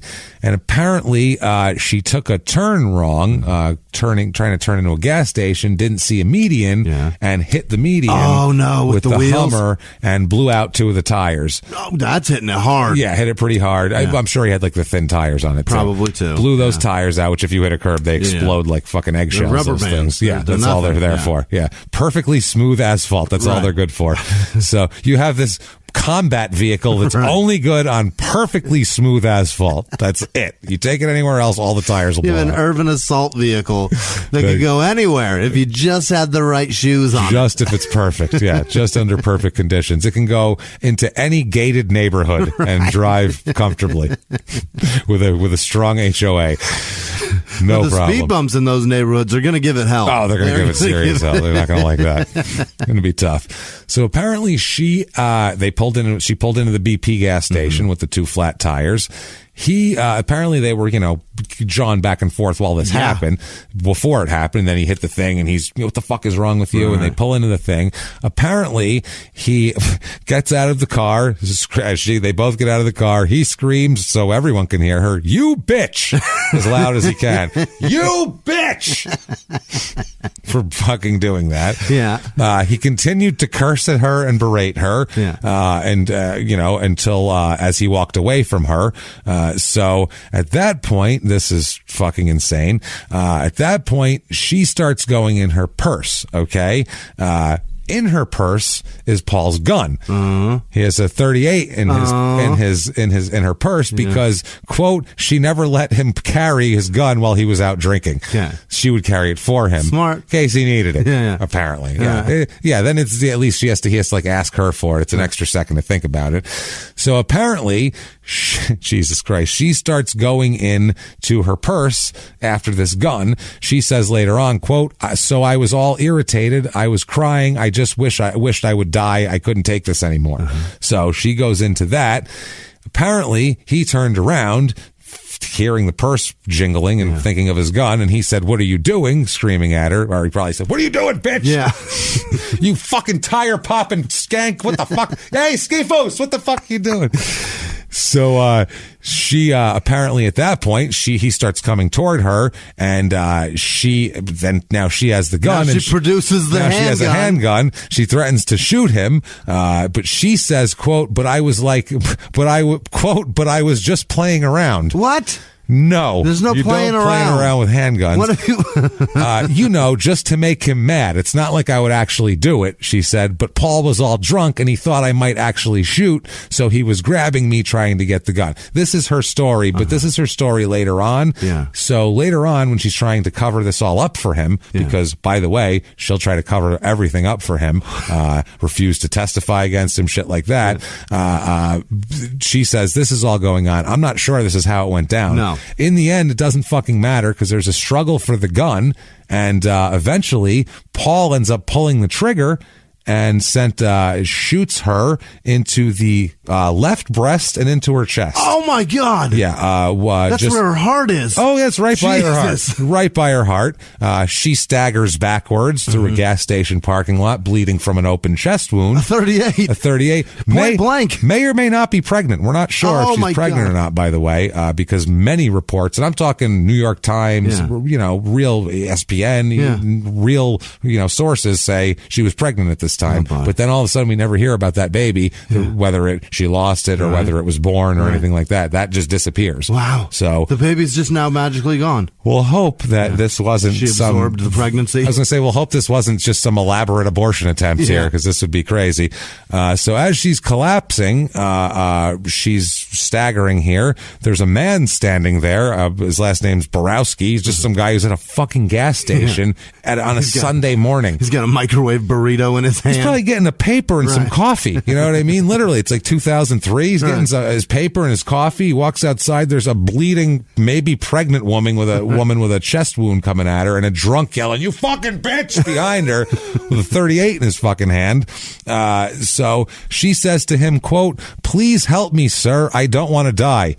So she collapses like into him, and her last words are to him are quote, "Please don't let me die." Oh my God! To this Borowski guy. So this Borowski guy's like, "Holy shit! I just came to get coffee and a fucking paper. I don't know how to not let you die. And now you're falling into my arms. I better call the cops or something. Oh no! I better help this poor woman who's bleeding." As this is happening, Paul comes over and starts yelling at this guy to quote, "Take your fucking hands off her. You don't know who you're fucking with." What? So now he's saying, "Stop touching my girlfriend." Yeah. So you're trying to fucking...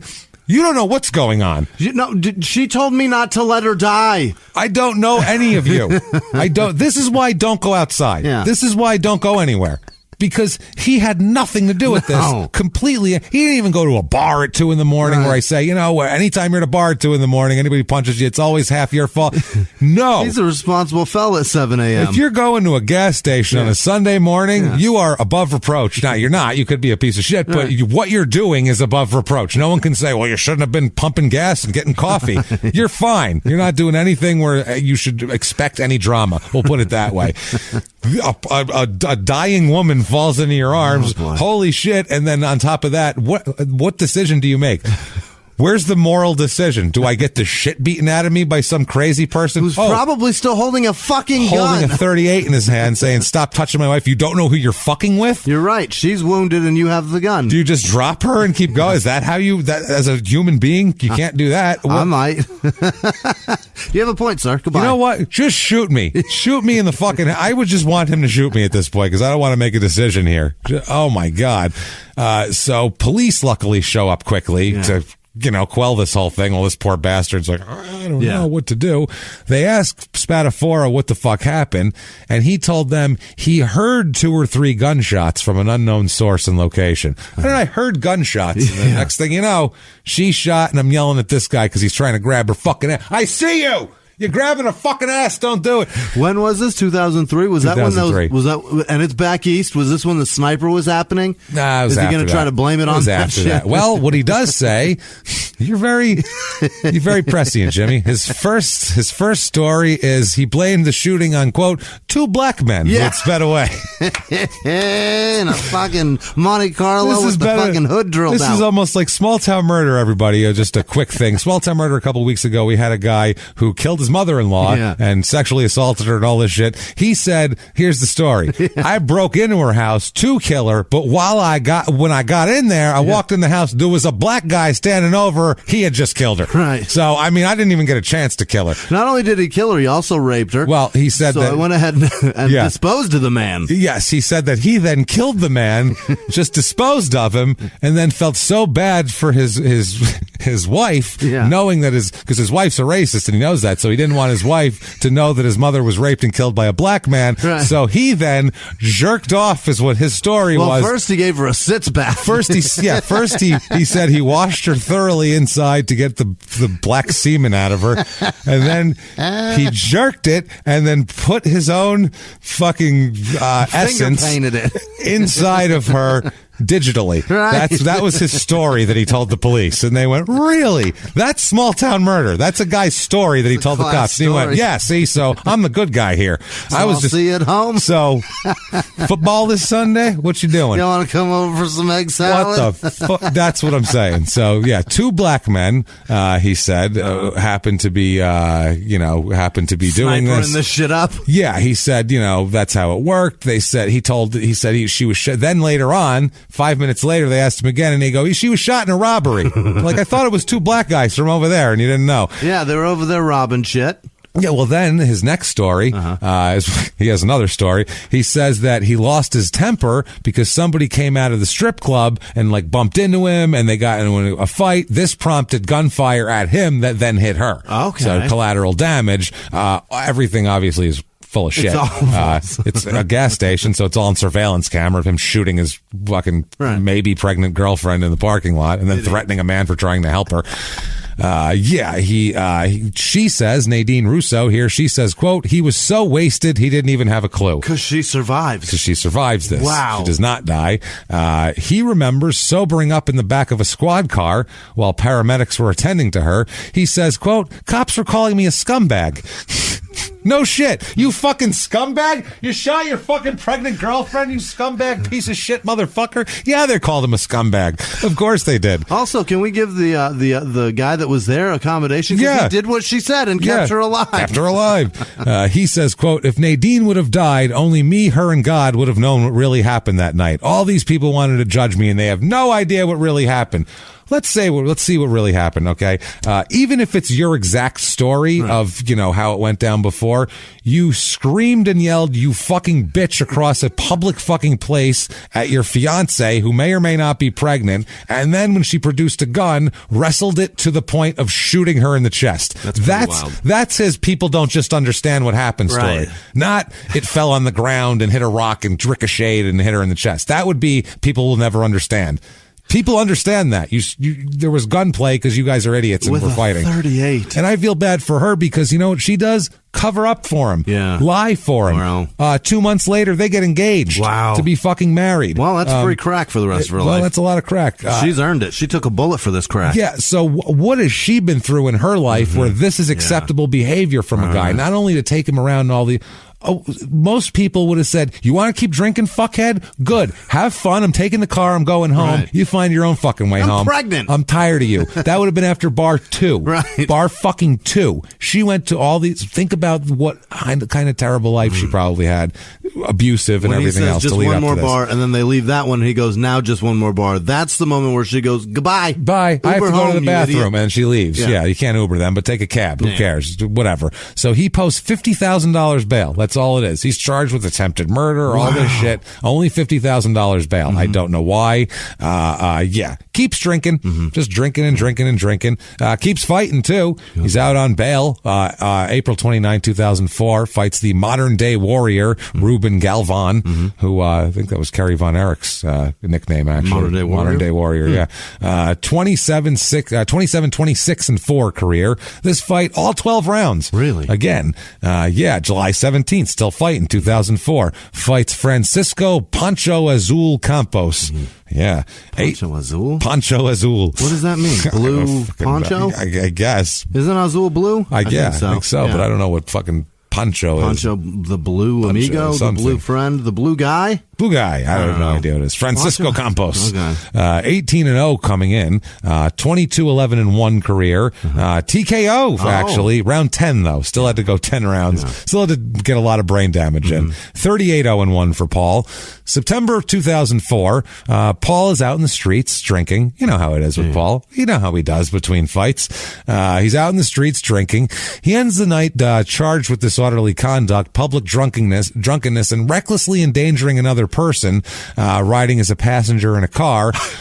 In a car? He got all those? He wasn't even driving. Right. He's the passenger because while the person was driving, he shit-faced thought it was funny to pull the fucking e-brake while it was moving and cause a fucking accident in the street. Oh, my God. So, you stupid asshole. I've done that.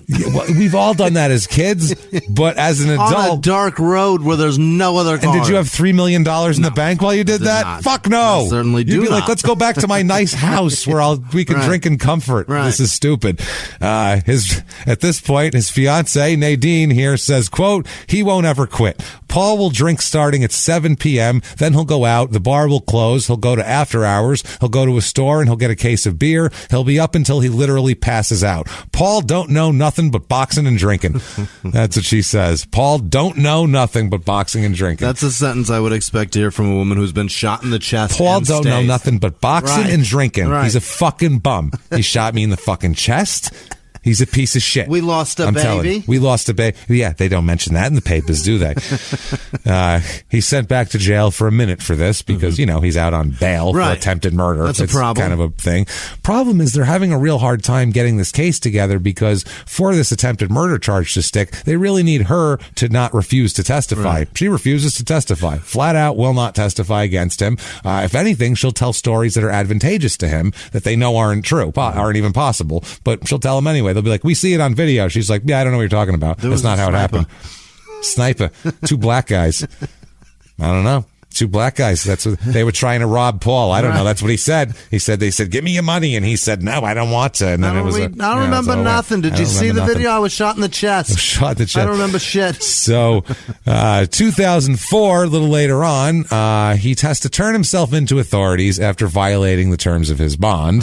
That is because he was free on house arrest after all this because they said, okay, stay inside. You don't have to go in jail, but stay in your fucking house, stupid. Okay? You're pissing the streets. You're fighting people. Right. Pulling e-brakes. Dick's bleeding on the street. We don't need this. We can't have this shit. So he's free on bond with house arrest. There is random spot drug tests where he tests positive for cocaine. And he must turn himself in.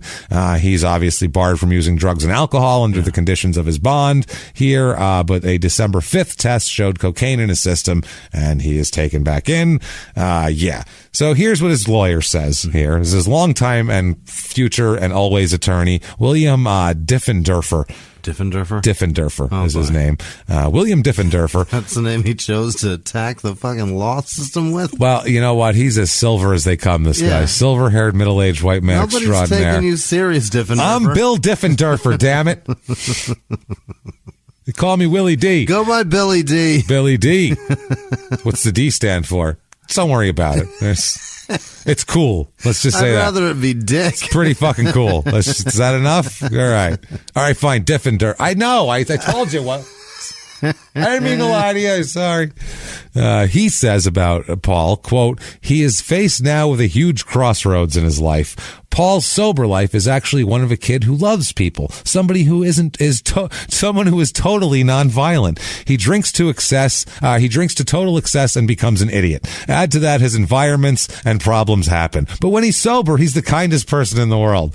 Well, the problem is he's not in that condition very often. That's the issue. He shot his fiance fiance. He shot his fucking fiance. You Dick can't and do Dicker. that. Shut up. Dick and Dickhead here.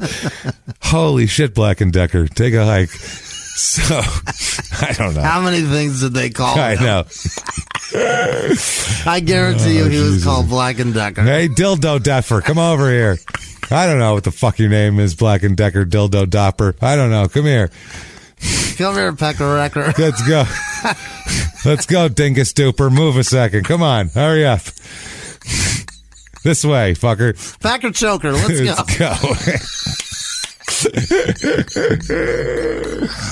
Oh, I don't even feel bad making fun of him because he just keeps defending this guy. He's an asshole. So I hate often. him. So often. I mean, everybody needs defense, but not like that. Like this. That's too much. Legal defense, not moral defense. If he doesn't say that through laughing and tears because he's laughing so hard. Yeah, that's what I mean. Fuck him. He's the kindest person in the world. Wink. He's so great. Throws a wink in there, gives you a little finger gun, right? You know what I'm saying. Don't call me Pecker Choker, please. You know what I'm saying. Let's just say he pays his bills on time, right? All right. Retainers. So, December of 2004. Now, the shooting happened October of 2003. Mm-hmm. So, December of 2004, Nadine Russo gives birth to Paul's son. Yeah. So, that's not the same baby if she was pregnant. That's she too far. She either never had one or lost the one and got another in the oven quick. I'm not sure. Well, that's the longest fucking pregnancy ever. Or she's an elephant. Either one. I'm not positive. One or the other. Her gestation period is fucking bananas. Super long. It's wow. It's a long time. Yeah. It's like communism. Believe it or not. It's like 40 years to take hold. So they give birth to a son. Uh-huh. No. Gino. No, Don't okay. worry. Okay, yeah, not a junior. It's okay. Is Gino it's okay. short for junior? Or is that Italian for junior? No, it's Gino. It's fine. It's fine. Okay. Thank God. I looked into it all. All right. Early 2005, he's awaiting sentencing in jail because of cocaine charges and things like that, and failed drug tests and general idiocy. Yeah. And he says, let's do it in their own words. Let's hear what this moron has to say for himself. What do you say? In their own words, quote, "This whole time I've been in jail, it's been the best possible thing for me. I needed to get a hold of my drinking problem. I needed to slow down. I was going way too fast, and this was the way to do it. I think it will be a blessing. I'm going to be back on top, but I just have to take it one day at a time. I'm good now." Yeah. Let's count the I'm good nows because they're going to come fast and furious for the next couple of years, constantly. During sentencing, Nadine is testifying for him, saying she needs him and it was an accident and all this type of shit. She pleads for leniency for him during sentencing of this whole thing because he pleads guilty and tries to get out of this shit. They drop the attempted murder charges because she won't testify against him. It just has to be like a possession of weapon, for, all that sort of shit. So, she says, quote, she said it again in court, "Paul don't know nothing but drinking and boxing." That's her thing. That's all she's got. Thank you, Your Honor. She steps down. Paul says, quote, this is his plea for everything. He's facing up to 17 years in prison on this. He says, quote, "I want to say I'm very sorry for what happened that night." And he, kept it very quiet. He said, "If you can just give me this little chance, I'll make you so proud. I'll make this whole city proud." Yeah. He's trying to, no, Rocky. No. This is not prideful. We've had enough of you. We've had a lot. You, sir, may fuck off. Sentenced to 21 to 60 months in prison. It's a good amount. A little under 2 years to 5 years. Yeah. But he's had a lot of time served. Yeah. And we'll talk about it here. So he's out. Now. How fast? Soon he's out. He's in for a while. We'll talk about it. But we got to slow the timeline down because right after he's done getting sentenced, the media gets a hold of a woman who gets the media's attention right after this all goes down. This is Crystal Connor, the mother of his first child. Right. She says that she is 3.5 months pregnant with another one of his children.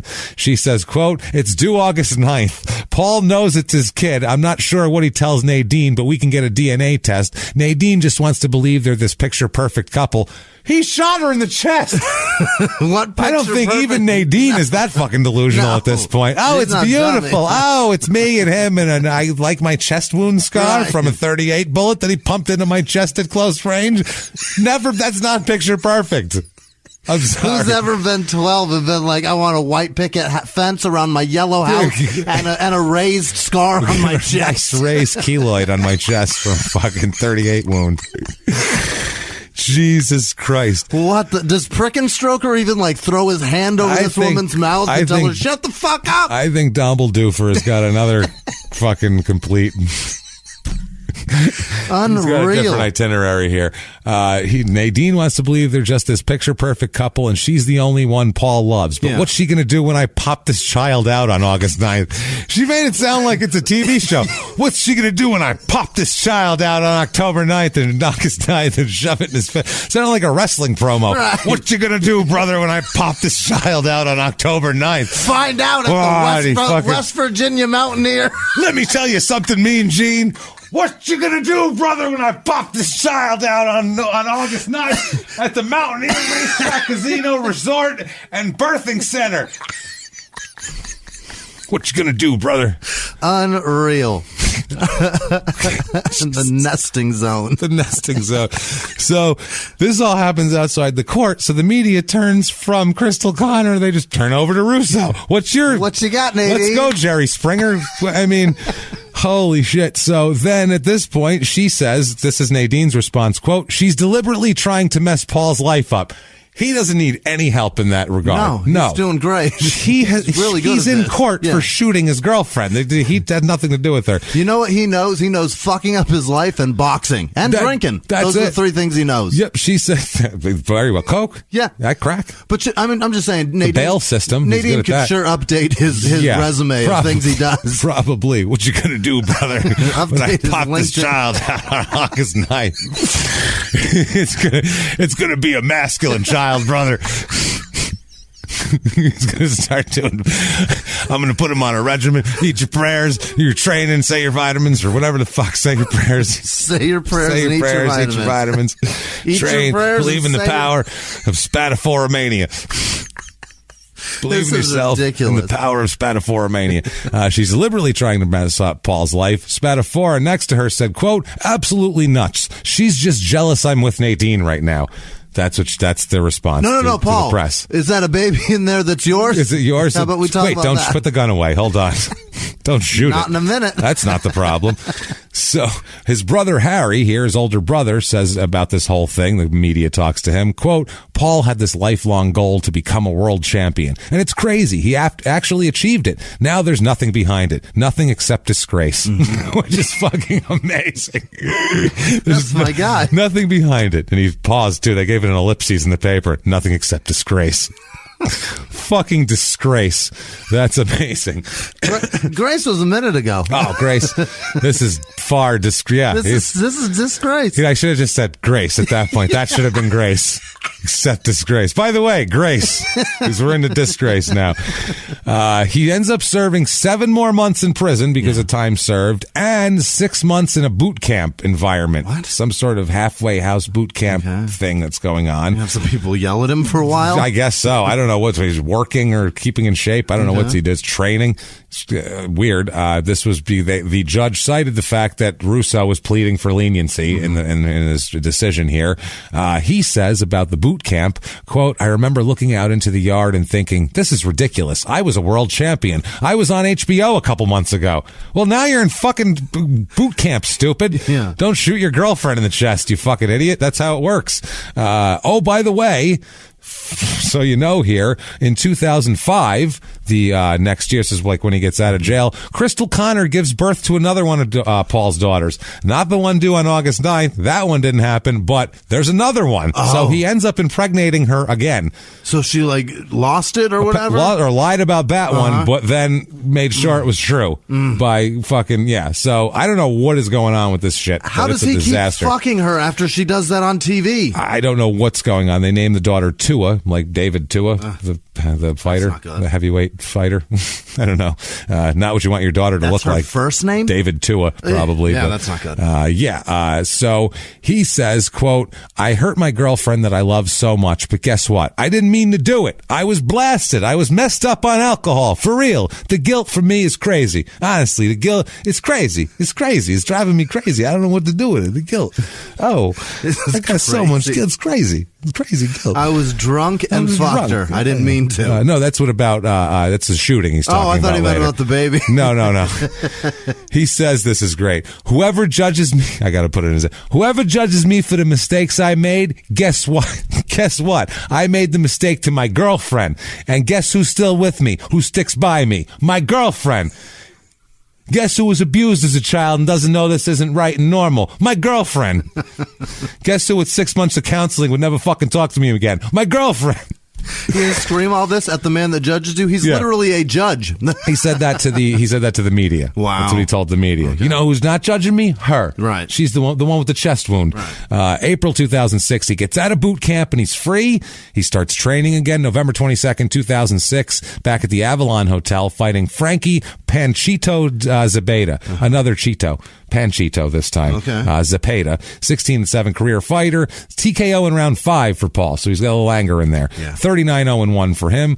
December 21st, 2006, big old fluff piece. Yeah. There's some good information in this also here, but fluff piece here on ESPN.com by Kevin Gorman is the guy who did it. Now, they talk about, you know, how he'd get out of control. They said between fights, he'd have some beer or some red wine just to relax and, you know, have a nice night at home. Yeah. And it would escalate into, you know, just cocaine and out all night, pissing blood in the streets. Yeah. He said, quote, I could lie to myself for a couple days in a row. I might have a bar. I might have a beer and leave, 2 beers and leave. By the 4th day, guess what? He likes saying that a lot. Guess what? Guess who sticks with me? Guess what I do? I don't want to guess. Guess what? Just tell me. You don't stop trying to save my girlfriend's life. Guess what? Guess what I'm going to do to you?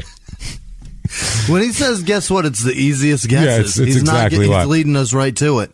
Well, he says, by the 4th day, guess what? I get into an argument. I fight. I hurt myself. I punch my hand on a wall. I get drunk and don't know where I'm at. I get in a car and run lights. It was very bad. I really didn't have a clue. I used to say, if I can get myself together, I'll be all right. I couldn't get myself together. Well, no shit, stupid. Yeah, if you could stop doing that, you'd be good. Yeah, probably. If I could stop being a criminal, I wouldn't be a criminal. Yeah. Dummy. So he said it got worse once he got money because he had a promotional campaign endorsement from the Pittsburgh Brewing Company, which is dangerous for an alcoholic. Wow. He wore the Iron City beer that's theirs. That he wore their logo on his trunks and everything. So he would just, you know, have as much of that as he wanted to. The guy who negotiated the deal said, one of his managers here said, quote, it was strictly a coincidence. I never connected the two situations. Silver. Unbelievable. Can just say, a dangerous drunk. I never connected him with a beer sponsor, you know, that gives him beer. That seems, and he has to go to promotional things. That was Cock and Sucker? That's his manager. Oh, okay. Different guy here. He said when other Pittsburgh company was out there what other Pittsburgh company was out there to sponsor him, he was just on the verge of becoming a household name nationally. Right Guard deodorant wasn't giving him an endorsement at that point. Paul says, quote, no one wants to say going to jail is a good thing for you, but I needed something to straighten me out. I wasn't getting straight on my own. He's good now, by the way.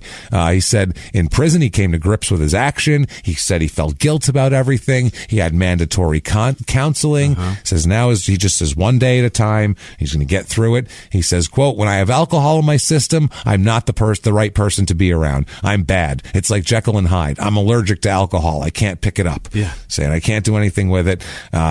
He says, quote, I appreciate the chance. If I fuck up, give it to me. I want it because I deserve it. If I fuck this chance up, give it to me because I deserve it. I'm not ducking and hiding. If I mess up and fuck up my life after my manager and my trainer and my promoter put all this time in, guess what? Guess what I need? Again, everything is guess what? Guess what? Guess what I'm going to do? Guess what I need? That's what he says. But after they put all this time in, guess what I need to do? I need to put I need to put the shit away. Yeah, stupid. He says from now on, he's going to be clean and sober. I'm good now. Yeah. Okay. That's it. His manager says hopefully this final chapter will be that he'll be able to have a positive, happy life. The rest of Paul Spadafora's story is going to be dynamite. Okay. It is too, because there's a lot of shit going on here. Quickly with these last four fights here. March 9, 2007 at the Soaring Eagle Casino in Oklahoma. Who knows? Probably. One of those places. New Mexico, some shithole. Versus Gale Force Oysen-Fagan. How old is she? She's from Ireland. That's why her name is Gale Force. Gale Force. Yeah, Gael, like a gale, like a gale wind. Yeah. I'm a breeze. Right. I'm a strong breeze, Jimmy. Watch out. Watch out. I'm a strong breeze. Come and step aside. 27-10 career fighter. Goes all 10 rounds. Yeah. Split decision, but Paul wins it. 40-0-1 for him. May of 2007, he is arrested for violating his parole by violating a protection order recently filed by Nadine Russo against him. She claimed he pulls her hair and choked her. Oh, Jesus. This is after he has, of course, shot her. So there's a history there. So back to jail with you for a little bit of while here. Yep. He's pretty much fucked at this point. He's can't do a fight for a while because he's in and out of jail. All these lawyer fees. He has to sell his house. He has to sell his Hummer. He says, quote, I started having trouble looking in the mirror. I was always depressed, never had any money, and never fighting nobody. I just didn't have any hope. Yeah. So he's doing bad. April 25th, 2008 at the Avalon Hotel, he fights Shad the Crazy Train Howard. Yeah. Okay. 14-19-3 career, goes all 8 rounds. Again, unanimous decision, 41-0-1. At that point, Pernell Whitaker starts training him. He is a world-renowned champion. Amazing boxer. By the way, he'll be a crime and sports subject too. He did some other shit too. He also liked his cocaine and everything else. That's a good guy to be in charge with. Whitaker starts training him, which is perfect for him. They had similar styles. Really a perfect matchup. Whitaker says about Paul, what I liked about him the first day was his tenacity. Paul brought something to the table that's original. I didn't have hooks and uppercuts. I'm 5'6" and dominated the welterweight division. 5'9" with a jab that can snap. That's the only punch he needs. He can win a 12-round fight with that punch. We're going to put it out there and paint a portrait. I didn't come down here to be his mentor or his daddy. I came down to help this man get a piece of history. Okay. God damn it. Yeah. He says that he liked that, Paul says that Whitaker was a huge influence on his fighting style, on his, he said his defensive style was big, and also the way he threw vicious body blows that would break people down over 12 rounds. He says, Paul does of Pernell Whitaker, on a scale of 1 to 10, I would say it was a 9 about the influence of Pernell Whitaker on him growing up. He said, I loved what he did, but I knew I couldn't do that. I like to stand there in front of you more than he did. Pernell, he could dance, whereas Paul is more of a bobber and weaver than a dancer. I ordered every one of his fights ever, from the first one until he was done. I studied him my whole life. You know, I'm addicted to boxing. So he's addicted to whatever the fuck he's into. Right. That's the thing. If you got this guy out in the yard, like with a little shovel, he'd have the best green bean garden fucking going. It would be rows of it. He would be taking parts of his house down to extend his green bean garden. Obsessed with it. He'd be obsessed with it. Whatever he's into, he's obsessed with. That's just how he is. That's why his rehab guy said he could get addicted to popcorn. Yeah. He's just addictive. I guess the next fight's a tune-up fight. Whitaker said, this is the last tune-up fight I'm ever going to jump into. I can't keep showing him how to beat average fighters. I want to beat some of these guys that supposedly know it all or supposedly have skills, because this kid has enhanced skills, and there's no sense to keep putting him up, in there with an average fighter, taking those kind of risks. He says, plus I'm fighting Father Time. Let's make that clear. He's 34 years old and he can't do it forever. I think he's got 2 or 3 decent years left in him. That's not good. And he would know. Yeah. He's a fighter. So June 21st, 2009, let's get another fluff piece going. We got to really reconstitute the legend. This is Sean D. Hamill wrote this one. Title of it, After Hitting Bottom, Trying to Regain the Top. It's one of those. He says, quote, Paul does, I made a lot of money in boxing. He says, but I still had that monkey on my back and I screwed up my own life. When I do what I plan on doing, it'll be a great story for kids. No, you shot your pregnant. Shot a woman. You shot a woman. That's never going to be a good story for kids. Never tell kids. Never tell kids about you. Don't tell kids you existed. You can shoot a woman and come back from it fine. That's what that says. That's not great. Tell your kids. Leave my kids the fuck out of this. Exactly. Jesus Christ. I shot your mom. I'm sorry. Hey, sorry, Gino. Hey, Gino. I believe in my heart that there's no one who can stop me. I feel like I'm better than I was in 2002 or 2003, and Purnell has me moving here more.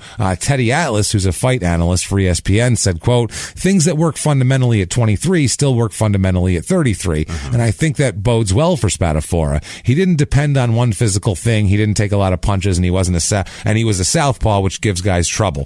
But it will be some of these future fights that will be the portal to determine if we can say Paul Spadafora has really come back.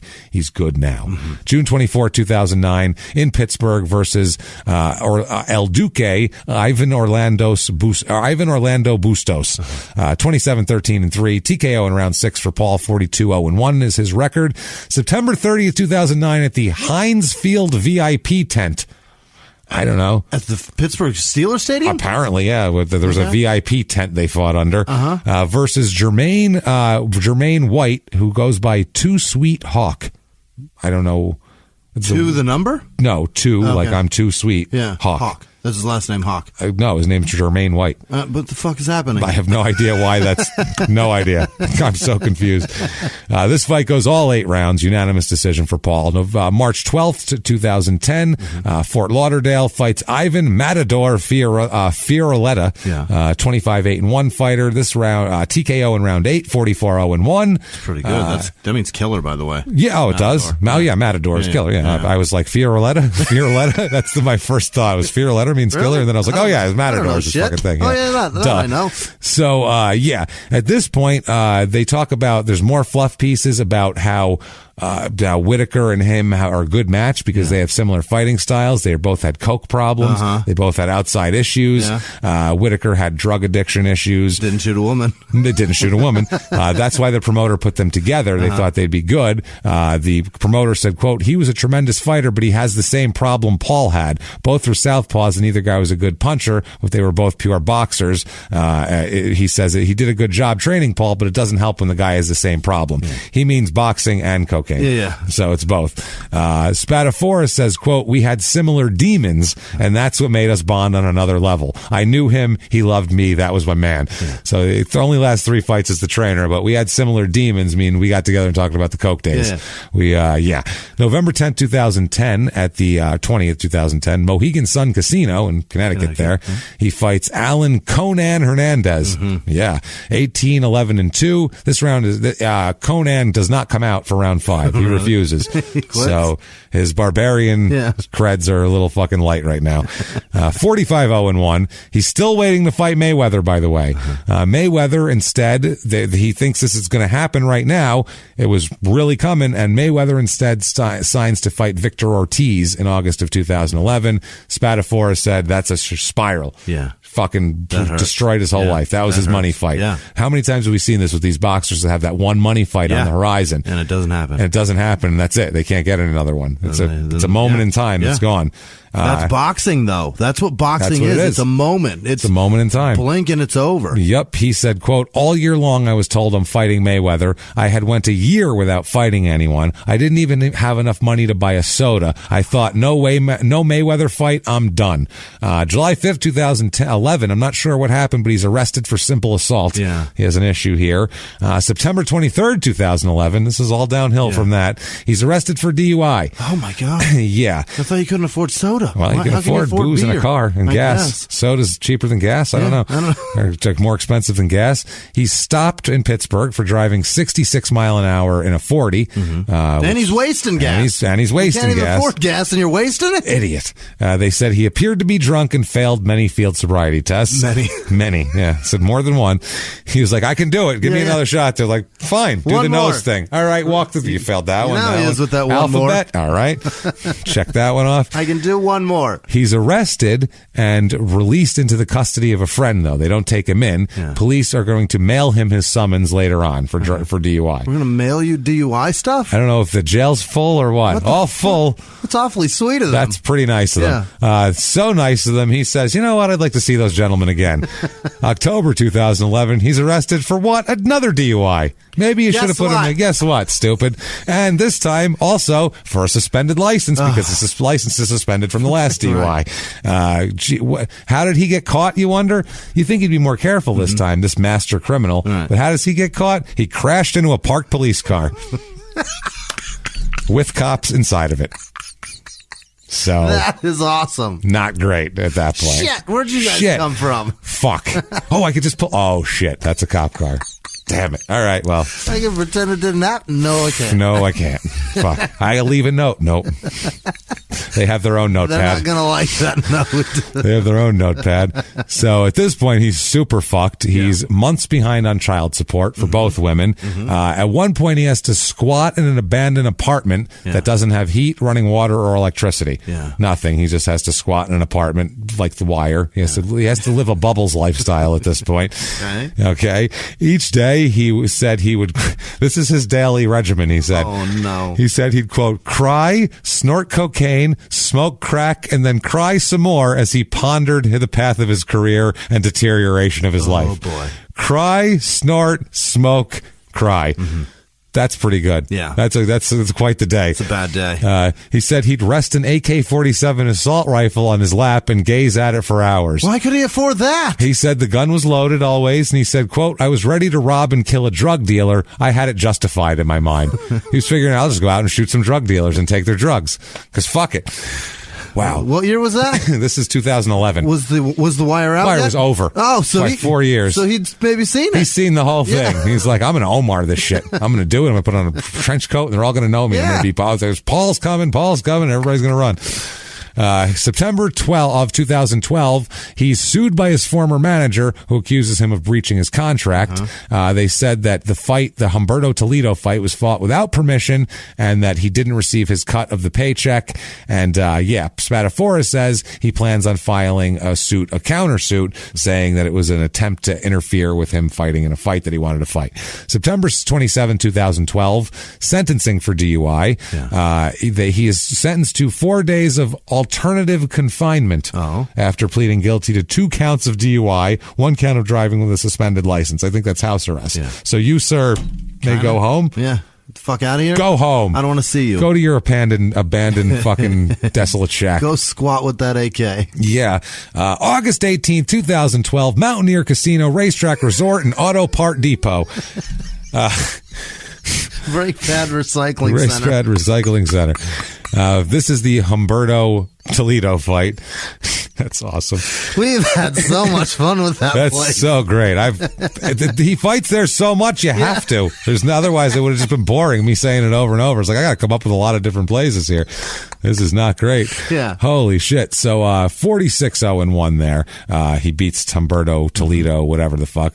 He fights now. He's had Sizzlin' Sammy. Now he fights Stylin' Solomon. Jesus. I swear to God, there was Sizzlin' Sammy. Now Stylin' Solomon Egbarim.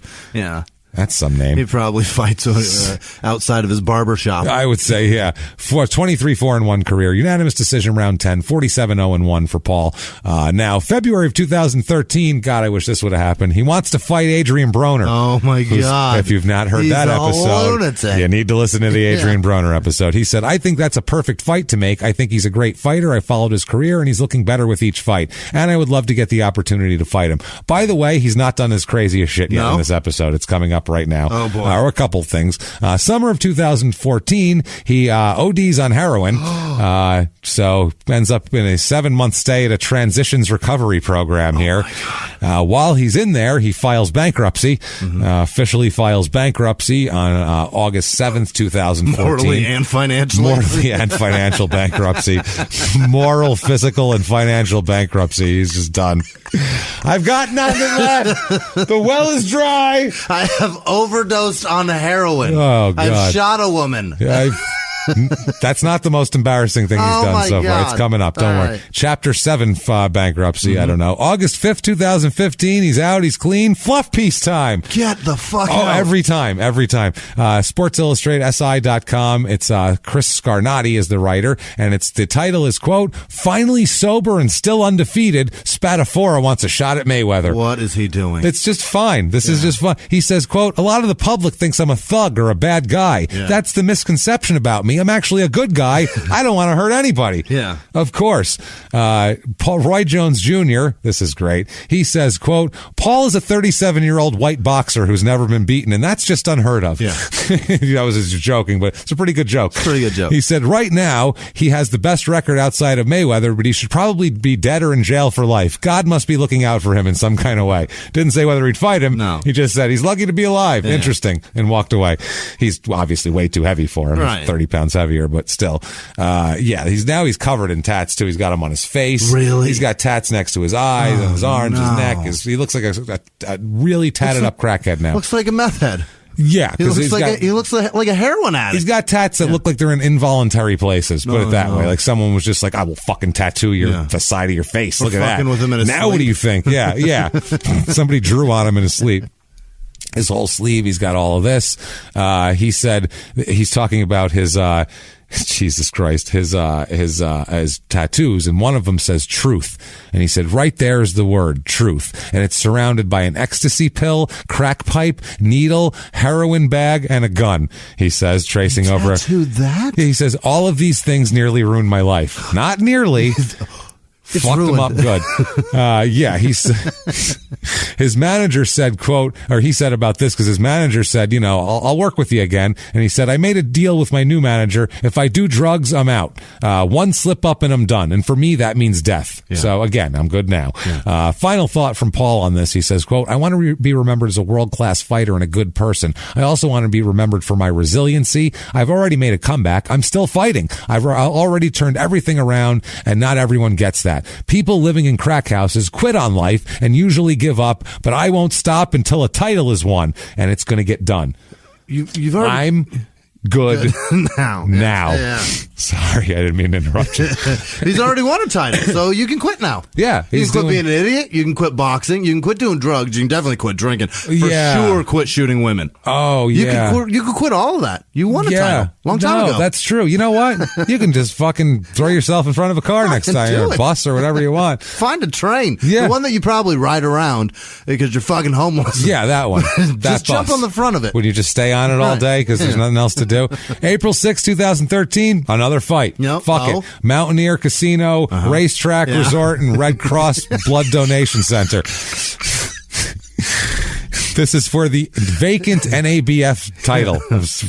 Okay. He fights Red Hot Robert Frankel. Oh. Red Hot. Red Hot, sizzling, styling. Styling, sizzling, red hot, Cheeto, Dito, Pandito, Caronito, Caramello. I don't know what the fuck's going on. Unbelievable. He's a 37-22-1 career fighter. He's still fighting. His last fight was in July of 2019, so he's still going. All 10 rounds, unanimous decision. Paul wins again. 48-0-1. He knows how to just point people to death. He can just do it. Pernell Whitaker taught him. November 30th, 2013, Johan El Terrible, or El Terrible Perez, or Johan That Sounds El Terrible Perez. That's what I'll say if there's any Spanish things that sound terrible. That sounds El Terrible. I know it means done. It doesn't work, but it's still fucking funny. Good. I get it. It sounds the terrible. The terrible. That sounds El Terrible. That's my Spanish language show of that one. This fight goes all 12 rounds. Are you shocked, Jimmy? No. Loses by split decision. Now I'm shocked. Split decision. Yeah. Almost. You just put your faith in the judges that many times? You can't do that. It's ridiculous. He said, quote, he fought a good fight. I fought my heart out and I'm not ashamed of nothing. I may have dislocated my left elbow. I felt I hurt him to the body. I'm disappointed with my performance. I was reaching because I couldn't get in close enough. It was just things together. I did that. I went to the store. I hurt my left elbow. I'd like some SpaghettiOs. I want a fucking new drug. My wife's one that won't make alive. me sick. He's just wait, no, that's Huey Lewis. Keep Hold going, on. Huey, keep going. Fuck, man. July 11, 2014. This is his last fight, finally. It's in Pittsburgh. I liked how there's crime and boxing all the way through. Yeah. And there's the craziest crime still yet to come. He fights Hector Charro Negro Velasquez. Oh, that's not his good. His name is Charro Negro Velasquez. Charred black? I don't do that. Charro. Is that what Charro means? Because Charro is Charro, too. Isn't that charcoal or something? The lady who fucking Is it charcoal? I don't think so. I don't know. Black? I don't know. That's a lot of black. That's a Velasquez. So Charo Negro. I'm not, it's not my name. It says, 56, 30, and 3, his career. Goes all 8, unanimous decision. 49, 1-1 is Paul's record. May of 2015, he's facing a criminal complaint of him taking his brother's supplemental security income card. His fucking SSI card. Oh my God. He's stealing his food stamps, basically. Spadafora was present when the cops got there. Quote, police reported that when they went to the home, Spadafora denied having the card and used obscenities while ordering them off the porch. He's a good guy. Charo is a Mexican cowboy. That's the black cowboy. The black cowboy. So he's like J. Rue the Damager. He's got the wild style black cowboy. I like that. That's good shit. That's a good name, man. It's a little better. So after a minute, his brother says, never mind. I don't know what I was thinking. I guess he didn't take my card when Paul said, I will fucking shoot you in the chest if you don't take back your fucking story. So, yeah, he takes back his story, but still a misdemeanor theft summons to him anyway. Also, he is pulled over and is arrested for not registering his motor vehicle at one point here. December 31st, 2015, he is given citations for no dog license, with a dog license required for his dog, and no proof of rabies vaccination for these fucking animals either. Were you walking it right by the dog catcher? Apparently. Who's ever asked for that? Where's the license on it? With this guy, though, he's probably being arrested for something else. Let's see. April 4th, 2016, a convenience store clerk tells police that Paul appeared to be drunk while he was holding a blueberry muffin in one hand and an opened folding tactical knife in the other. So he's got a blueberry muffin and a knife, which is a very odd, like a convenience store. While he's wasted. And he was yelling incoherently while wasted. The defense attorney said it was a prank. It's a prank. You know, you pull a knife on someone and hold a muffin in the other hand. It's hilarious. You never did that to anybody. Fucking brother. What the fuck is wrong with you? Jesus, he said he only pulled the knife so he could spread butter on the muffin. With a tactical knife? Tactical knife. Jesus Christ, man. He said, quote, Spadafora approached, Jesus Christ. This is the police report, not the lawyer. Spadafora approached the counter at Sheets, which was a place, with a blueberry muffin in his left hand and an open tactical knife in his right hand, and began yelling at the store manager. The manager was unable to make out what he was saying, but was extremely scared for her well-being because he was so fucked up, she couldn't even understand him. He's just going, with a knife in his hand. Right. Scary, you know? Police officer spoke with him outside the shop. He says, this is the police report, quote, Spadafora was belligerent and kept advising officers, quote, I'm not gay, I ain't no fag. What? Okay. I know I got a blueberry muffin, but that doesn't make me fucking gay. Okay. I don't know why you would say that to the officers. They ask him what's in his hand, and he's like, I'm not fucking gay. That's what I mean. So this is directly from the report. I am not gay. I ain't no fag. As I spoke with Spadafora, I noticed a strong odor of an alcoholic beverage coming from his breath, slurred speech, and red bloodshot eyes, as the officer said in the complaint. He was taken not to jail. He was taken to his mother's house. What? Let's take him to his mom's house. He's 40 fucking years old. Where are you taking him to his mom's house for? They take him to his mom's house and later on charge him with harassment and public drunkenness. Okay, later on that evening. Oh, by the way, this is the one charge. Harassment, course of conduct with, quote, no legitimate purpose. That's the actual charge. You have no legitimate purpose to do what you're doing? To do what you're doing. That should be at the end of everything. Doing that with no legitimate purpose, stupid. No reason to do it. I guess no reason to threaten a convenience store manager. To scream, I'm not gay. I'm not gay. Later on in the evening, okay, he's so fucked up that day that they can't even understand him, and he's whipping knives out in stores.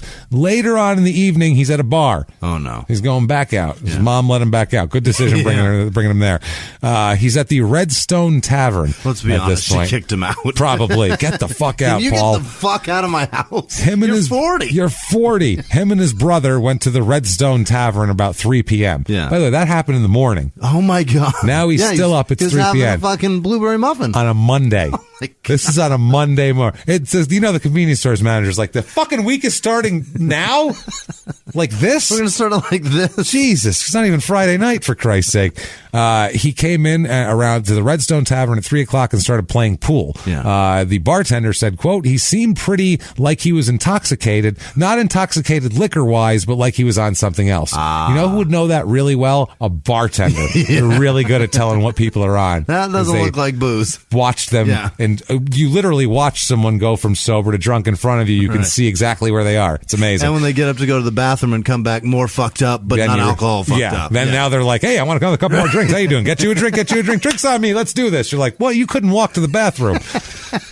How did you backflip from the bathroom to Whoa, the that was impressive. Right. After a few drinks, a patron of the bar named Taz he says that Spadafora, quote, started harassing from the other end of the bar, from one end of the bar to the other end of the bar. Quote, who wants to box with me? Who wants to fight with me? Oh, boy. He starts screaming, who wants to box me? No. Everyone just kept in their seats, minding their own business, is what this guy says. But he gets to a woman, because he's going down the bar. You want to fight me? Yeah. You want to fucking fight me? Who wants to come on, box me? You'd see me on HBO. He gets to a 63-year-old woman named Liz. Yeah. And apparently knocks her hat off her head. Come on, fight me. 63-year-old lady. Come on, bitch. Come on, bitch. I shot a girlfriend.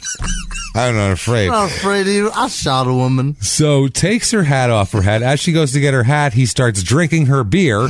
She gets up, says, why are you drinking my beer? He puts her in a headlock. 63-year-old lady. Puts her in a headlock and starts dragging her around the bar in a fucking headlock. The bitch, what do you think? I drink your fucking beer. Somebody fight me. I'm going to keep fucking with her. Gets her in a headlock. Lets her go eventually. She goes outside to call police. She's like, I'm going to go call police. He chases her outside and throws her down on the concrete as she tries to call the police. He is such a bully. He's a fucking psycho. He threw a 63-year-old lady down on the ground for trying to call the police after he put her in a headlock. And stole her beer. Like he's in that was a total like junior high move. Yeah. You want to fight me? Pop the hat off his head. What? And then get him in a headlock? Drink his chocolate milk. He gave her a noogie. It was totally messed up. So yeah, he obviously wasn't even supposed to be in the bar because he had been banned from the bar, quote, because of an incident in October where he did some other crazy shit. A few months ago. So the bartender said, quote, Spadafora, quote, shook her in a headlock for a little bit and then started drinking her beer again. So he dragged her around and was like, right there, drink your beer there. She's like, I'm going to call the cops. And then he's like, no. Quote, he goes out there because he heard she was calling the police and went out, grabbed her and threw her on the ground. That's what the bartender says. Quote, Liz stayed on the ground for a while. The patrons around the bar said she was bloody. Her leg was bloody and her hand was bloody. They helped her get up. A few minutes later, his brother and him leave the shopping center where the bar took place, and police and an ambulance arrive moments later.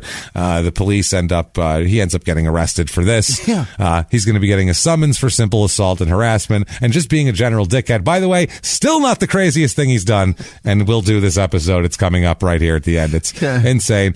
So now he wandered away from there shit-faced with his brother. Right. Okay. Where did they sent him home? They sent him. He walked away. Oh, right. He walked away before the cops got there. Wow. So they just wandered off into the day, and it's and 3 o'clock in the afternoon, and then the cops are pulling this lady on a stretcher and fixing up her wounds and everything like that. They're so shit faced. Yeah. They have nowhere to go. Right. He's shit faced, or like bars won't let him in the door. Shit faced at this point, and whatever. So they start like drinking in the park like fucking teenagers. This is what's going on with this guy. They're sitting there for a while and fucking, just drinking and asking people to fight. Right. Then they hear some dogs barking. And he's like, maybe these dogs will fight me, but it's not anyone who'll fight him. It's Bobby Colorado, animal trainer from Fredericksburg, Texas. And he says...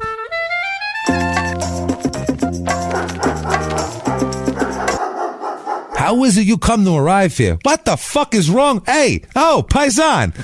They sent me here for a fucking reason. No, you don't understand. They said, Vince McMahon, he wanted to talk to you. I told him to stay in the fucking car. I said, this one's mine. I know how to talk to ones like this. Listen to me. You fucking jerk off. You understand me? That's what your father never said to you. He never said, jerk off. Quit what you're fucking doing. I'll give you a fucking smack. He never gave you enough smacks, I don't think. By the way, get your dog a fucking rabies shot. It's your dog. That's your responsibility. You know what? Give me that fucking dog. I'm taking this No, I'm going to train him up right, and I'm going to keep him. I'm going to give him to somebody who fucking deserves it, you son of a bitch. Hey, you stay the fuck away from me, too, you fucking brother. Get out of here. Both of yous. That's right. You think you're a fucking big shot. Fuck you. I'm getting out of here. Poof. And in a poof of dog shit and marinara sauce, the Spadafora brothers are very confused, and they get home and go, my uncle stole my dog. They don't even know who did it. Didn't even know it was Bobby Colorado. They just thought it was an uncle of theirs. May of 2016, he agrees to take anger management classes to resolve the charges that he put a 63-year-old woman in a headlock, drank her beer, and threw her to the ground when she tried to call the police. For that? He should get worse. Yeah. Because way more comes. Also in May, he pleads guilty to disorderly conduct from the convenience store incident and pays a $300 fine. And now we come to the crazy. December 21st, 2016. Holy shit. Police are called to the Spadafora residence with Mama Spadafora and two younger Spadaforas here. This is his brother Charles and his brother Charles Morisco, who's got his mother's last name, I believe. And Jesus Christ. And he are there. The three of them is apparently around 6 p.m. on December 12th. Holidays, Jimmy. Think about it. Christmas vacation you can be watching. It's Jingle Bells and there's lights flickering. You got a tree up. Fucking peanut special. Yeah. Oh, well, non-alcoholic eggnog, I hope, here, or whatever. Apparently not for him. Holy shit. Where's the Tylenol? He is, holy shit, where's the Tylenol? He is what his mother calls, quote, highly intoxicated at this time.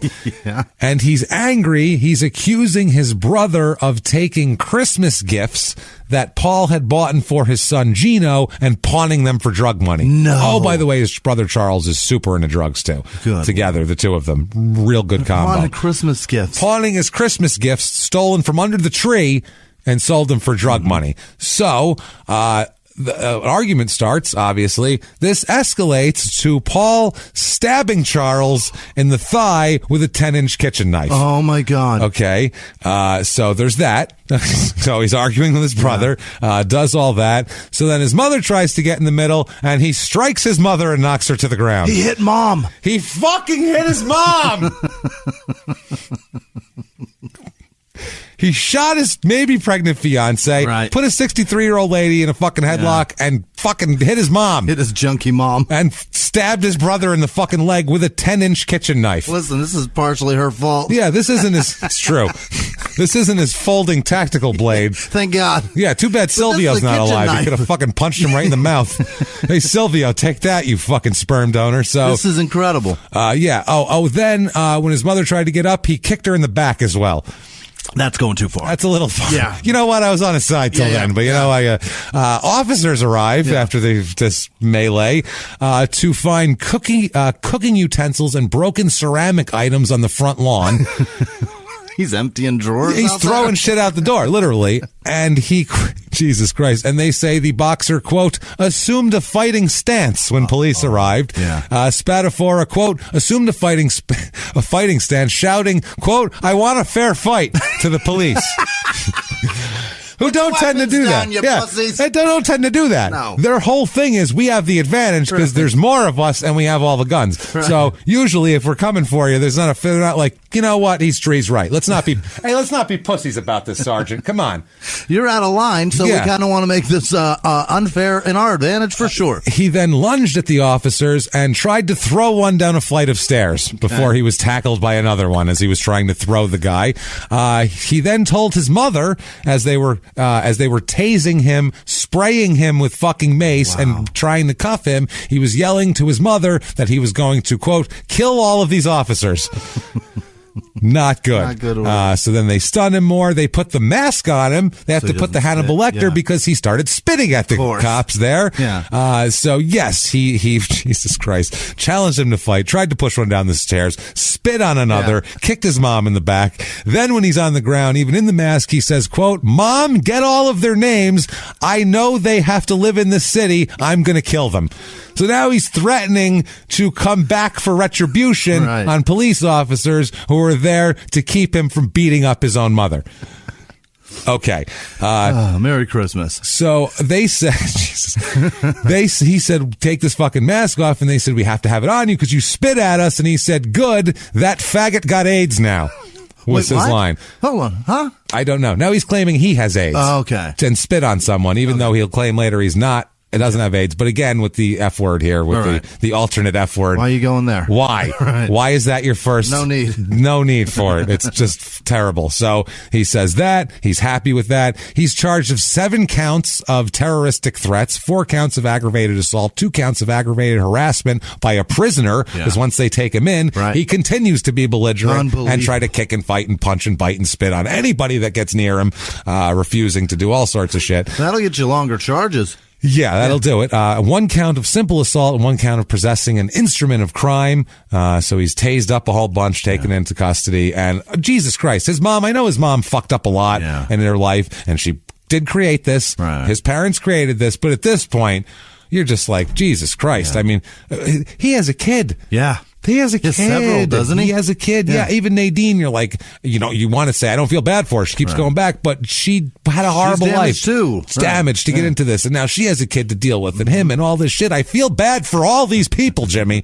but not nearly as bad. What? As I feel for Paul Spadafora. What? Global Vice President of Product Development, Engineering, Business Development in the Detroit metropolitan area for Magna International. What is that? It's a company. I don't know. Bikes? I don't know. Magna bikes? I don't know. Magna? That sounds like it would be. But, mountain bikes. Yeah.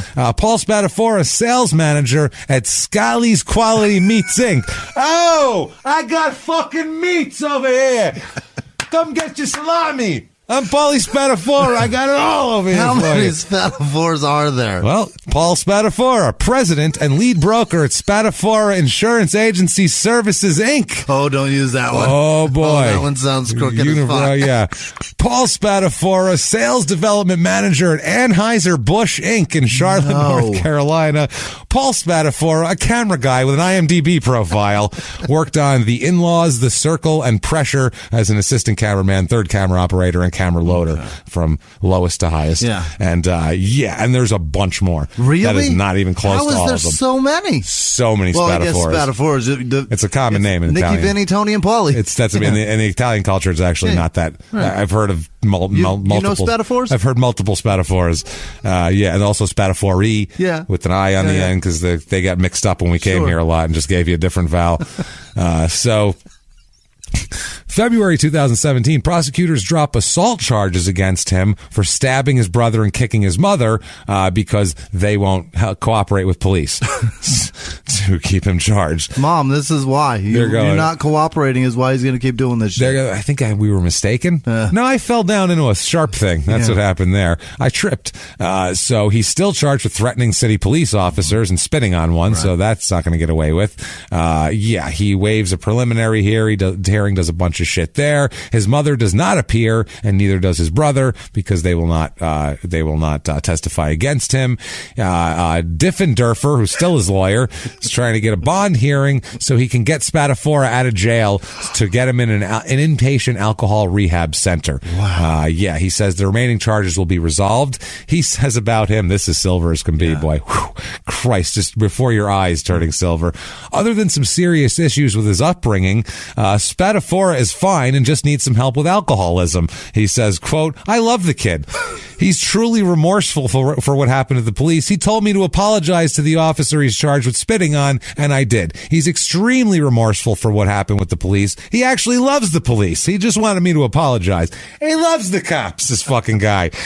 He says, as far as family issues, that's a whole other matter, extremely complex. Yeah. I would say when you're stabbing your brother, hitting your mom, shit's complex. The judge, on the other hand, a little less light on him. The judge has a little more to say. Okay. The judge says, and I quote, you don't choose to get cancer. You don't choose to get multiple sclerosis. You don't choose to get any other form of disease. But what you do is choose here to use drugs and alcohol. I don't know about that. As he continues to do it, he continues to do it. It's done. Sooner or later, society has to say enough is enough. Wow. Yeah, if he was just doing that, I would say that's a little bit out of line. But the fact that he does all that and then beats up women and gets old ladies in headlocks and attempts to fight police officers. Stranger old ladies. Stranger old ladies. Not just his mom. Right. Yeah. Which is worse. Yeah.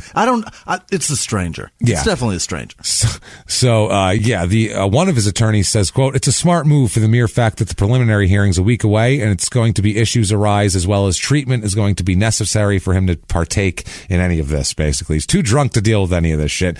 July 4th, 2017, brother Charles, stabby, other end of the stabber, found dead of a drug overdose. Oh, no. Like father, like son here. Yeah. Actually, he's not that one's son. So whatever. The lifestyle, genetics are whatever, equally important, but not quite the determining factor. He's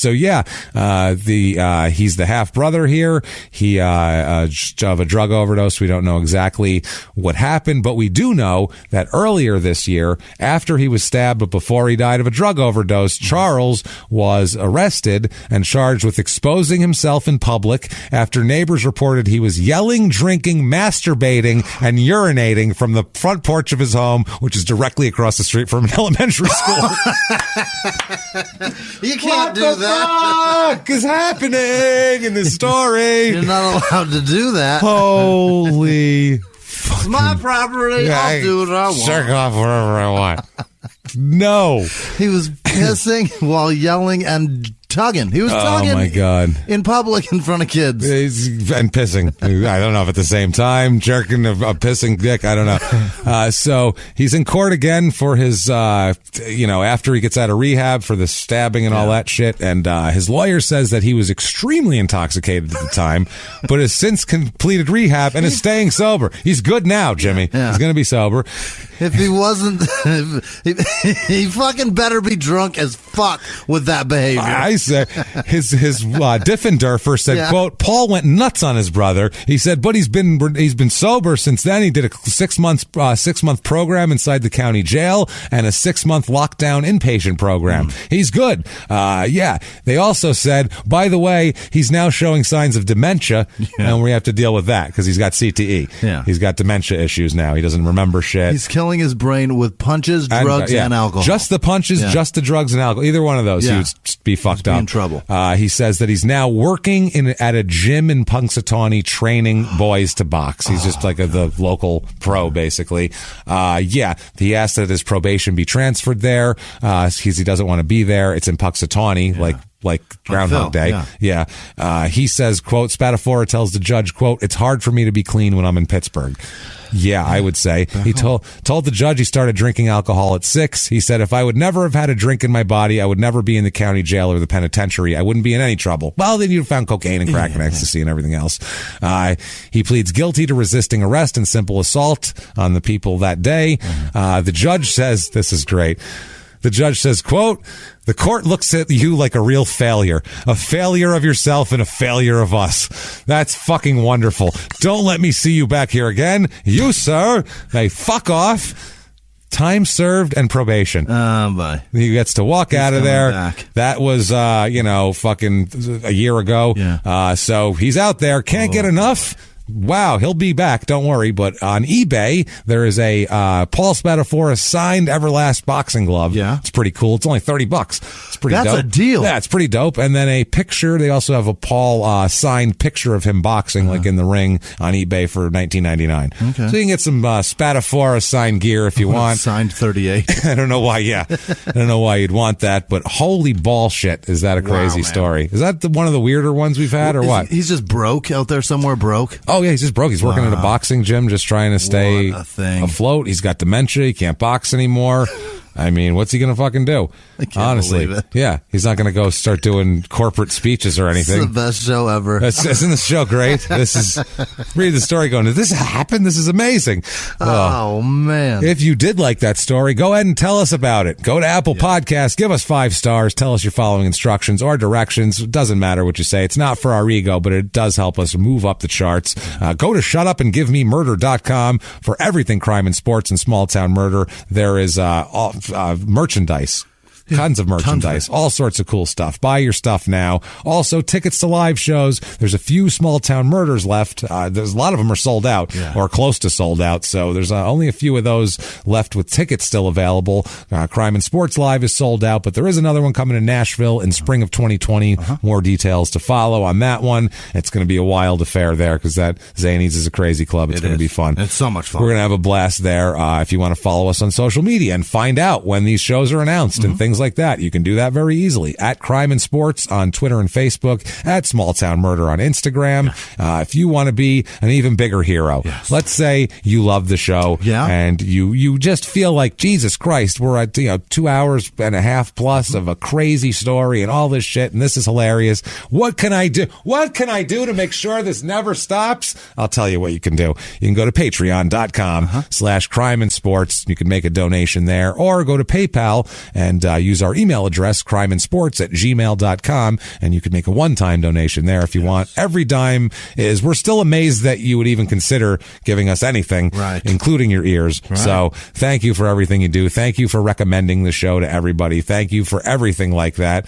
And I think it's at this point we need to say thank you on a large scale. We should recognize them. I think we should recognize. I think you should hit me with the list of people who are so wonderful. Our producers, Jimmie, give them to me now. This week's executive producers are Kim Minkler, Jana Dickens, Jordan Bennett, Marianne Kahn, I think. I'm not good at this.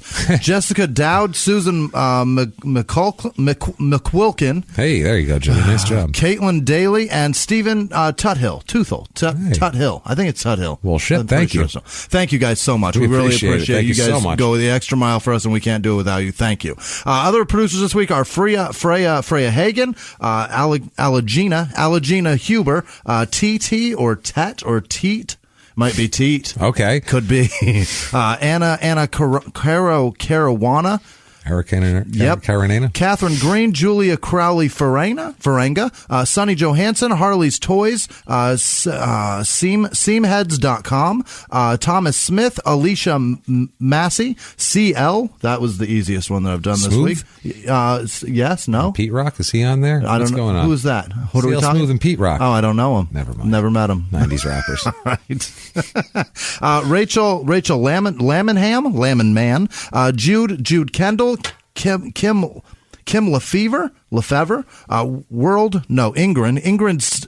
Song, Jeremy Smith, Jimmy Lewis, Brendan Abels, Colorado Dragonfly, Josh Clarkson, Gina XL, Samantha Diffendaffer, Andrew Lee, Jesse Hartman, Aaron Gerber, Liz Childress, Adam Udany, Jewel Brahms, Aaron Gerber, did I say that? I think I did. Trinity, or Trinite. It might be Trinite. Oh. It's probably Trinity. Adam Udany, I said that. Reagan Shockley, Eric Friedlander, Laura Torres Carpenter, James Martyr, Kristen Kostrub, I think. Kelly Brown, that's easy. Amanda Stanford, Corey Eugene Kuhn, Andrew Bassinet. I think that's right. Oh, okay. Trey Valkener, Carrie Johnson, Todd with no last name, Susanna Platt, Elena Diller, Richard James, Liz Vasquez, and Mark Vasquez. Two different people, two excellent people. Carly G, Luke McQueston, Lainey Marie, Alphelia Cox. That's what there it is. There you go. Got it. Gary Howard again. Thanks for coming out, Gary. Good to see you, brother. Aaron Layman Gamble, Maggie L, Jeremy Bethune. He donated both ways. Thank you so much, Jeremy. Pete Oberhaus, Shannon Van Alt, Ann Winter, Bex Ailes, Javette Clark, Kyle Godert. I think it's Go Dirt. Yeah, Go Probably. Yeah. Sean with no last name. Sparrow Estes. Sarah Martin. Chelsea 93. Yeah. I think that's probably not her last name. Lauren Ocello or Olello. What did I do? I think it's Ocello. Tracy Renninger. We met her, by the way. She came to a show with her son. Remember? Yeah, Tracy? It was cool. Nice to meet you guys. Ashley McKeown, Jamie Worrell, George Jorpol. What is that? George Georgopoulos. That's what that is. Nice. That's a tough one. I like it. Jason Lewis, Carol Chan, Jen Lamb, thank you very much. Jay Musto, Whitney Gregory, Makeout. I don't know what that is, but look it up. Don't look that up. That might get you weird websites. You never know. Tanya Payne, thank you. Brittany Hughes, Aaron Ishiak. He donated both ways again also. Thank you, Aaron. Eve KB, Adam Heaton. Adam Heaton, Krista Walker again, Alana Michelle, Kurt Atherholt, I hope. God damn it, I'm terrible at this. I'm trying so hard. Tara Pratt, Michael Dunbar, Jordan Barrett, 13 Foxtrot, Andy Holt, Bridget Barnhart, Emily Allen, Randy Martin, Holly McCassick. There you go. There it is. Cal Paxton, Dina with no last name, Laura Yarnell, Edward Kaczynski, Marielle Pelletier. I think that's right. Not bad. Lauren Gray, Amanda Jones, Eli Smith, John Mize, Alex Eldridge, E-Bitch from P-Town, Fuzzy Dunlop, Chris Lahores. Fuzzy Dunlop is a Wire reference, Is by it? the way. God damn it. I missed it because I don't know what that is. Andy Matiller, Conchata Rowe, Ryan Fisher, Laura Meister, Schmoop McDouple. Nice. How do I nail that first try? Right that shot, right away. Stumble me up. Kara Samuels, Rosa Luhana, Brandon Wagner, Margaret Feltner, Rachel Mazza, Ben Johnson, Avery Reed, Ariel Torres, Jeffrey Gladden, Thomas Hyatt, Raphael Corno, Jesse Hingle, Janet Gray, Stephen Haywood, Aaron Studer, Samantha and Angela, Kate Custis. Home stretch. Could you see me at the end of a movie doing You got this, brother. Joanna Perkins, Heidi Wallace, Kimberly J, Angela Santos, Meg Shattuck, Nick Bogans, I think Bogans, yeah. Nikki Wheeler, Lindsay Sage, Tiffany Winstead, Lindsay D, Maylee, Doug Hoff, and all of our Patreon supporters. You guys, I tried so fucking hard. Thank you. Like a stab wound to the thigh. Thank you, Jimmy. That's how crisp that was. Like a 38 to the chest of a maybe pregnant woman. Thank you guys for everything, honestly. You guys are the best, and you keep the show going, and you keep us wanting to do it so much. Yeah. Because you seem, not because, we're going to get money. It's they seem to like it. Yeah. If we stop, they'll be sad. We really do that. We feel like responsible for we need to put it out. If we stopped this, they'd be sad, and then we'd be sad because then people would be like, where's Crime and Sports? And we'd be like, I know, it's funny, right? It's our favorite. It's our favorite. Well, what if people wanted to tell you anything at all? What if they wanted to tell you about their drug problem, about their upbringing? How could they do that, Jimmy? It happens. I like those messages. You can find me at Whisman Sucks, WHISMAN Sucks on Twitter, Instagram, and Snapchat, and I appreciate whatever you guid have to say. Where can they tell you how special you are, James? I'm very special. You can find me at Jimmie P is Funny, or copy and paste my last name from the show description and find me that way. It's a lot easier. Yeah. But until then, I think we've had about as wild a story as possible. This was the best one ever. This is an instant classic. Yeah. This is like Blood Green level fucking classic right away. Jesus. The Italian Blood Green. I love it. I decide which is better, the lawyer's name or the... Or the casino? Yeah, or the casino. There's casino so much. Or Cock and Sucker. There's I don't know so much. Cock and Looper, Dick and Sucker.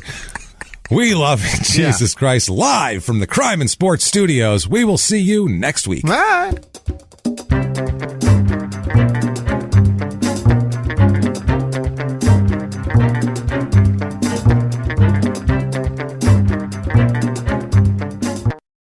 If you like Crime and Sports, you can listen early and ad-free now by joining Wondery Plus in the Wondery app or on Apple Podcasts. Prime members can listen early and ad-free on Amazon Music. Before you go, tell us about yourself by filling out a short survey at Wondery.com/survey. In the 1980s, a rosé swept the country. Hey, Mike, I really like this White Zinfandel. Well, good. Now put it down. I'm going to try another one. White Zin became America's top-selling wine. But most don't know that this sweet drink has a sour history.